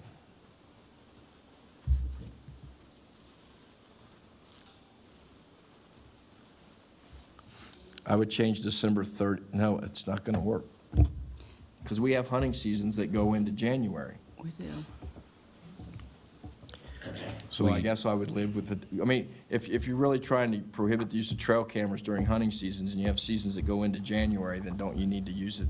January 31st. Thank you, Vice Chairman Johnston and Chairman Wallace.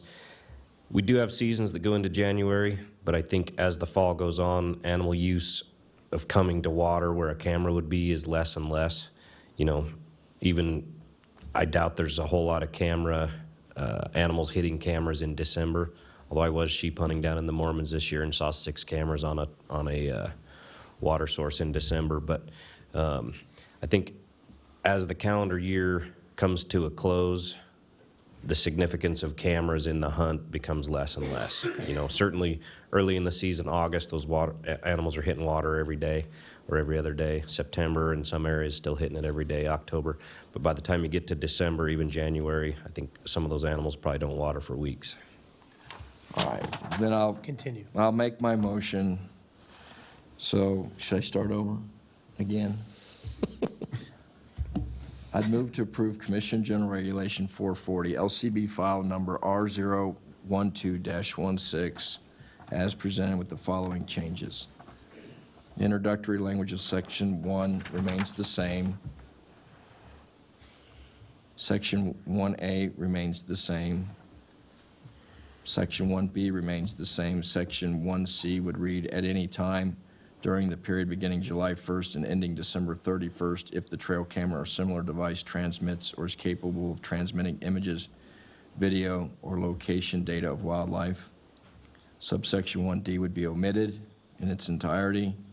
Subsection 2A remains the same, 2A1 remains the same, 2A2, add or at the end, 2A3, delete the or, subsection 2A4 would become subsection 2B, and then you would re-letter subsections 2B and C to 2C and D.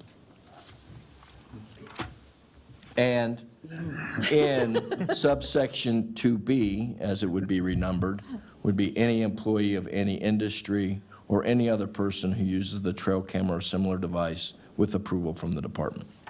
And I'll second that. And I do appreciate the motion. It's complicated. I don't think it's,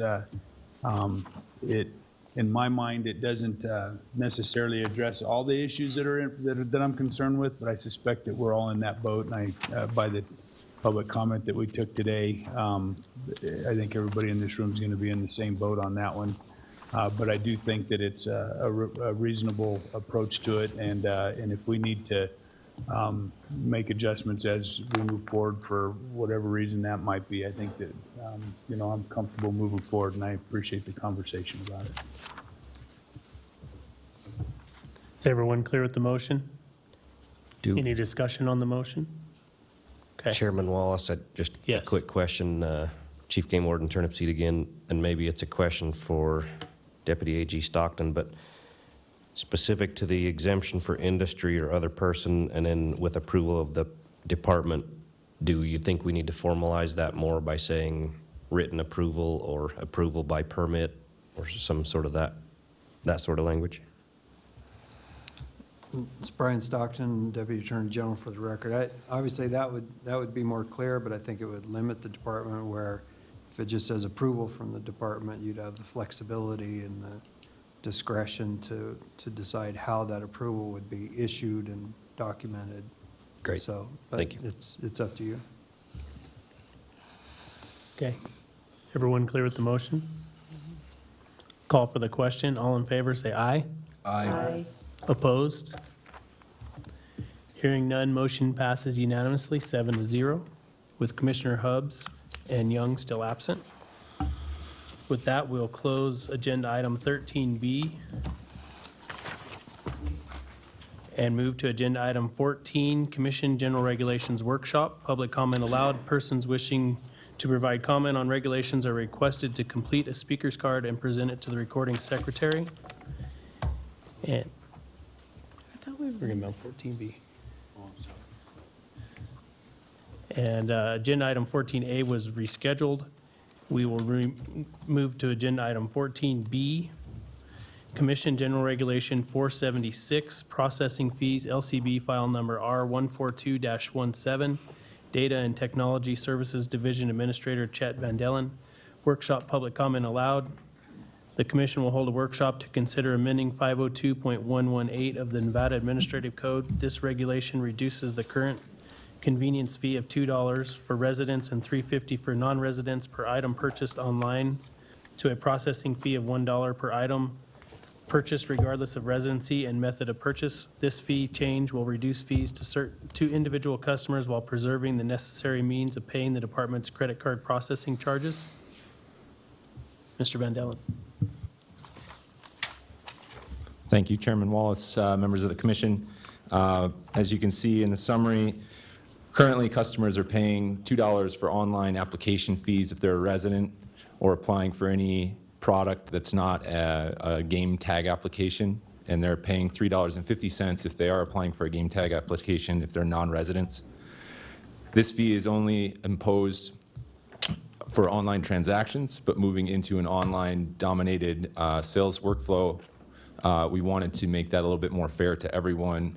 If we're forcing you to go online, we don't want to charge you more for that fee, so we want to reduce the fee to $1 for all customers, and we want to apply that fee to any transaction that the system provides, whether it's at the counter, at the agent, or online.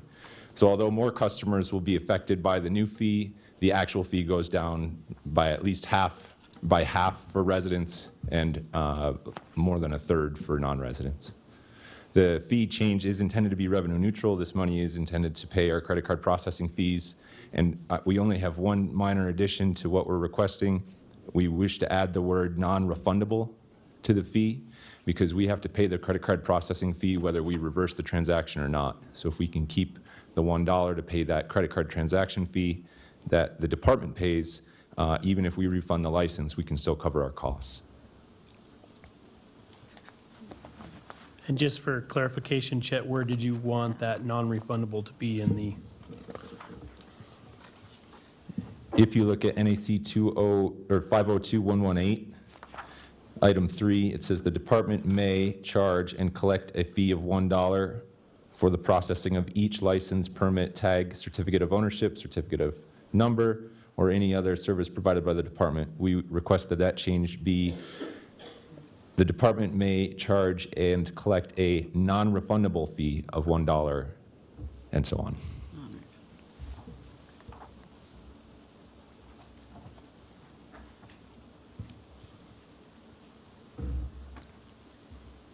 Questions for Chet? Okay. Seeing none, we'll call for public comment in Reno.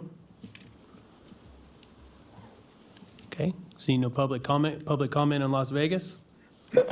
No public comments in Las Vegas. Thank you, Mr. Chairman. All right, thank you. I'll bring it back to the commission for further discussion.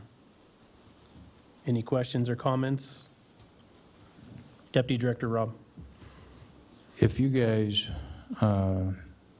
think that this is worth going forward with, we are asking for a February 9th commission meeting. It would be a telephonic commission meeting to have the majority or a voting quorum of the board available to hopefully get this in place prior to the draw this year. We need to get a special commission meeting for this regulation to pass and get to ledge commission prior to the draw. That's why we're really trying to streamline this and get it going forward faster. We would have done it tomorrow, but we didn't have the posting.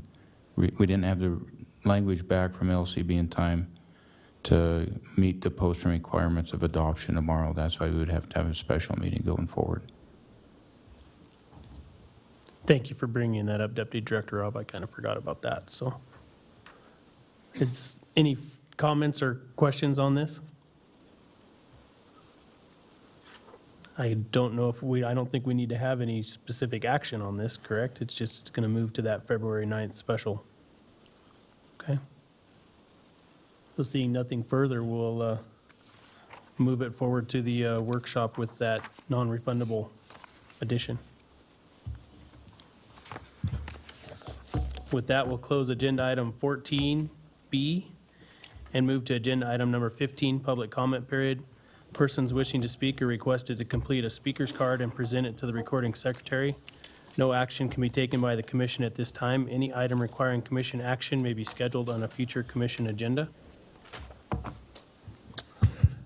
Members of the commission, Mr. Chair, so I feel complied to apologize to each of you and to the general public for totally getting my information wrong on the issue with trail cams. So please accept my apology. What the testimony that was given to us, I misunderstood it.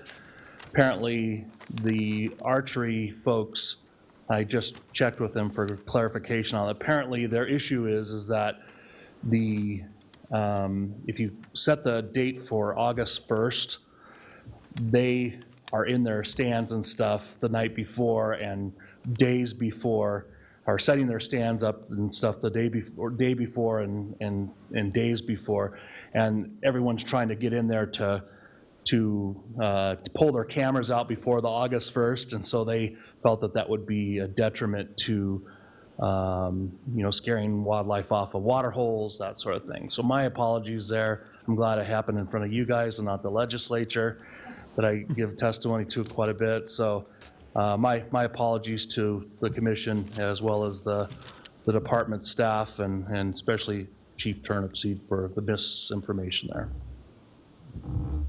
Thank you, Rob. Further public comment in Reno?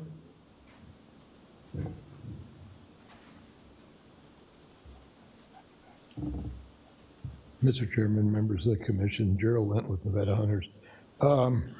This trail camera regulation, I feel doesn't go far enough. One is you can't camp within 300 feet, 100 yards of a spring or water. So why are you allowing cameras within 300 feet? Because the purpose of the no camping, you're disturbing wildlife. Well, cameras are going to disturb wildlife. So taking that out, I think, was a big mistake. And second, with permission of the commission, without having any paper trail, there's going to be no way the public can look for favoritism. There's got to be some kind of paper trail to avoid any sign of favoritism, and you didn't put that in there. And I think that because of the problems that we have selling wildlife, commercialization of wildlife, and selling GPS coordinates, I think we're going to do a bill in the legislature like Wyoming did. I'm going to read Wyoming's. And Wyoming has recently taken a stand against commercialized wildlife information to prohibit it. And this issue arose because individuals locate trophy class animals, take photos of them, collect their GPS locations, and sell the location to scouting devices or guides, which also provide additional service to help hunters find the animals during hunting season. And I'm just going to read a sentence of this since I have time. And it says, no person shall advertise or provide to a hunter for remuneration the location and identification information of any previously scouted big or trophy game animal for the purpose of aiding the hunter in taking of that specific previously scouted big or trophy game animal. For the purpose of this subsection, location identification information means, 1, the geographical coordinates of the location of the animal or any maps, drawings, illustrations, or other documents which show the location of the animal, and 1, photographs, drawings, descriptions, or other information which identify the animal. Now that bill, I don't care if you have drones, trail cameras, wildlife personnel. This tells no person, even department personnel, can give information out on the location of a trophy animal. And I think this covers everything. You don't need all these trail cameras and drone regulations if you have a regulation like this. And I think that this is going to be tried to put it in statute, because I think this is what really needs to be done to eliminate this commercialization of wildlife. The trail camera is just a drop in the bucket, but a regulation like this would cover everything on any information, anybody giving information out, from landowners to anybody. This would cover it, and I think this would be a good law like Wyoming's had the problem, and I think we got the problem in Nevada, commercialization of wildlife, and I think this is one way to solve it, and it'll probably have to be done in a statute, NRS. Thank you. Thank you, Dr. Lent. Further public comment in Reno?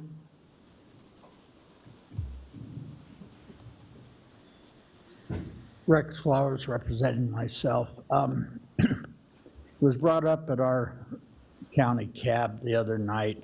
I heard a whisper of this back in November. We no longer have a tag result posted online because we have certain fraction groups that may or may not harass individuals who are successful in certain draws. This is not going to stop that harassment. If that harassment exists, it's going to continue because of the Freedom of Information Act. I know the department made this decision on their own, but I would ask you to give consideration, to give direction back to the department at a future time about reinstating tag results online. People don't look at it for what they have, but for what their friends have, whether they be from in-state or out-of-state. It's just a part of who we are and what we've done. Thank you. Thank you, Rex. Further public comment in Reno?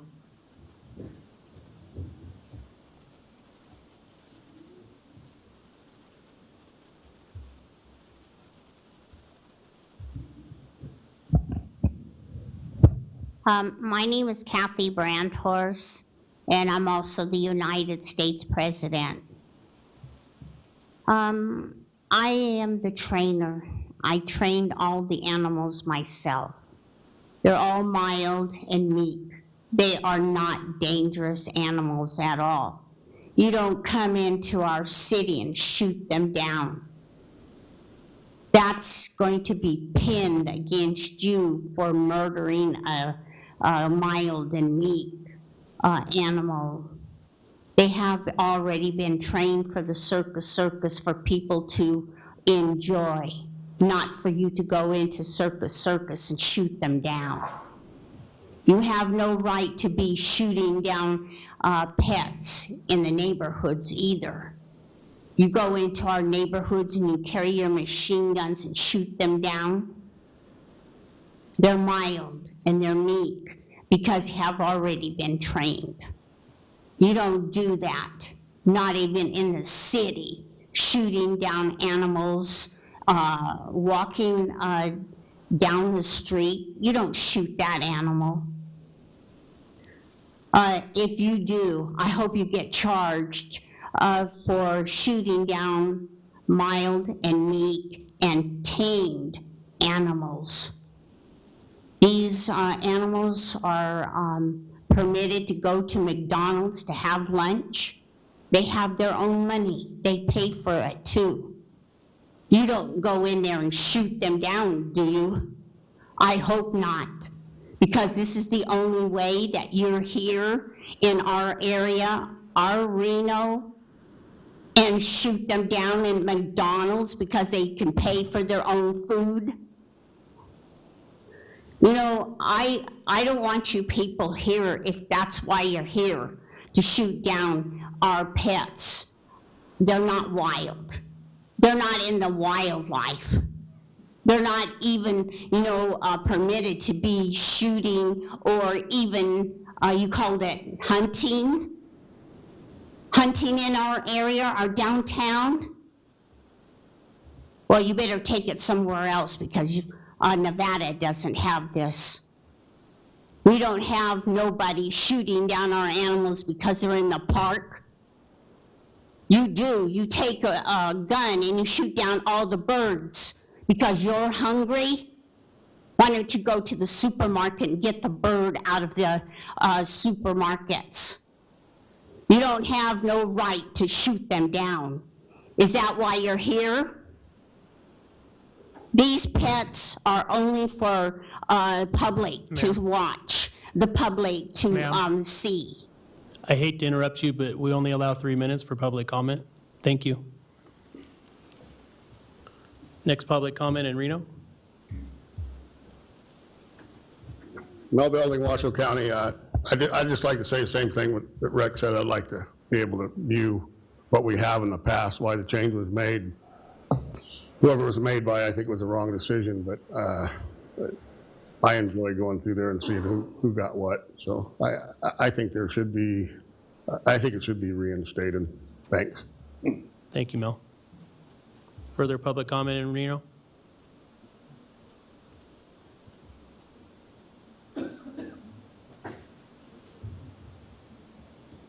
Carl Urquiaga again, from Churchill County. I apologize for belaboring the trail camera thing, but I'm not sure. I want to clarify the motion. I would have asked the question earlier, but there's no opportunity for that.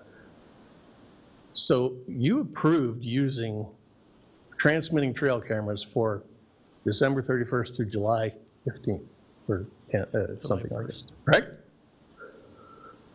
Is that correct? July 1st. It was July 1st, correct? That's the, transmitting trail cameras is the one thing we all agree on that shouldn't be allowed, including Boone and Crockett. Mr. Turnipseed had Boone and Crockett's some quotes up there earlier. But what he didn't put was that live transmit trail cameras is the only position Boone and Crockett takes. They don't take a position on regular trail cameras. Well, thank you. Further public comment in Reno? Seeing none, I'll, one more. No problem.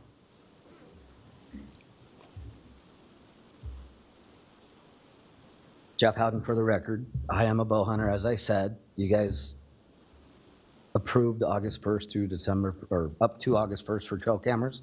I disagree with what was commented earlier about other hunters coming into the field while bow hunters are ready to hunt. I put out trail cameras. I do it every year for numerous type of animals. I've never had anybody come in and try and put a trail camera up during my hunt, 2 days before my hunt, 3 days before my hunt, a week after my hunt. So I disagree with that. I feel if we go any further with trail cameras or regulating trail cameras, the impact on the animal and the impact on the land will be higher. Instead of placing a trail camera and checking it every 2 to 3 weeks, now you're gonna have sportsmen, hunters, hobbyists coming out, driving those roads, eroding your roads, pushing animals off the water holes constantly. I can tell you firsthand that if you ban or do any more regulations to the trail cameras, instead of me placing the cameras, I will be driving to those water holes weekly, daily, bi-weekly. Every time somebody drives up, they're pushing animals off the water holes. That's it. Thank you, sir. One last call for public comment in Reno. Seeing none, I'll take it to Las Vegas for public comment. Yes, we've got public comment. Good afternoon, Chairman and Commissioners. My name is Greg Anderson from WAFWA Chairman, Tribal Chairman. I was just liking to speak on behalf of the tribe to see about getting our hunting rights. I'd like to start with the story I have is that our tribe was, ancestral land was 2.3 million acres in 1874, reduced down in 1874 also to 1,000 acres. And which at that time they took our land, took our hunting and our rights away from us, I think. And then 1970-something, they gave us an additional 70,000 acres.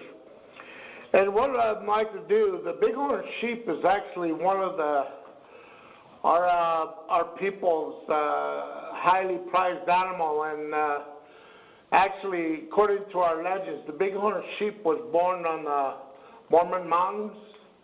And so our people were in, I'd say, in the starving age, and at that time starving. So according to our legends, the sheep had sacrificed their life to our people, and in return, we honored them with song and dance. So to this day, we are out of balance when it comes time for the sheep and the deer, because in certain of these mountains that are called like the Sheep Mountain Range here, there's the petroglyphs over there that we have on that talk about where we went into that mountain as people, and we came out of that mountain as sheep when we have our puah, and they call that means power in our language. So I was just wondering about what we need to do to get our license. We would like to have 10 tags if we can in our ancestral areas, and also can in the deer. So I was just wondering what we need to do to accomplish something like that.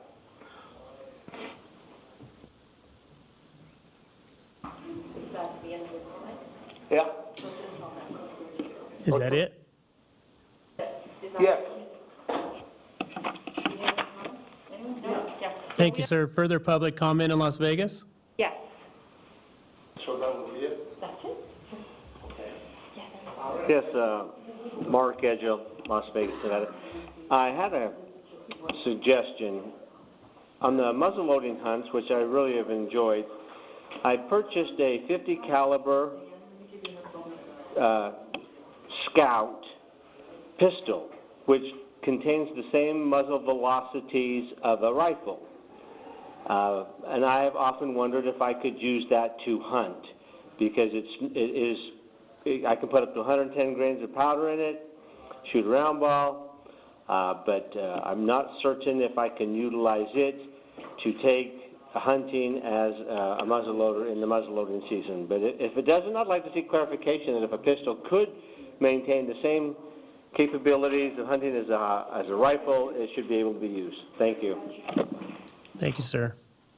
Further public comment in Las Vegas? No, that concludes our comment. Thank you, Mr. Chairman. All right, thank you.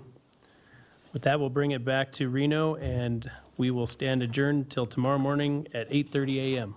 Thank you.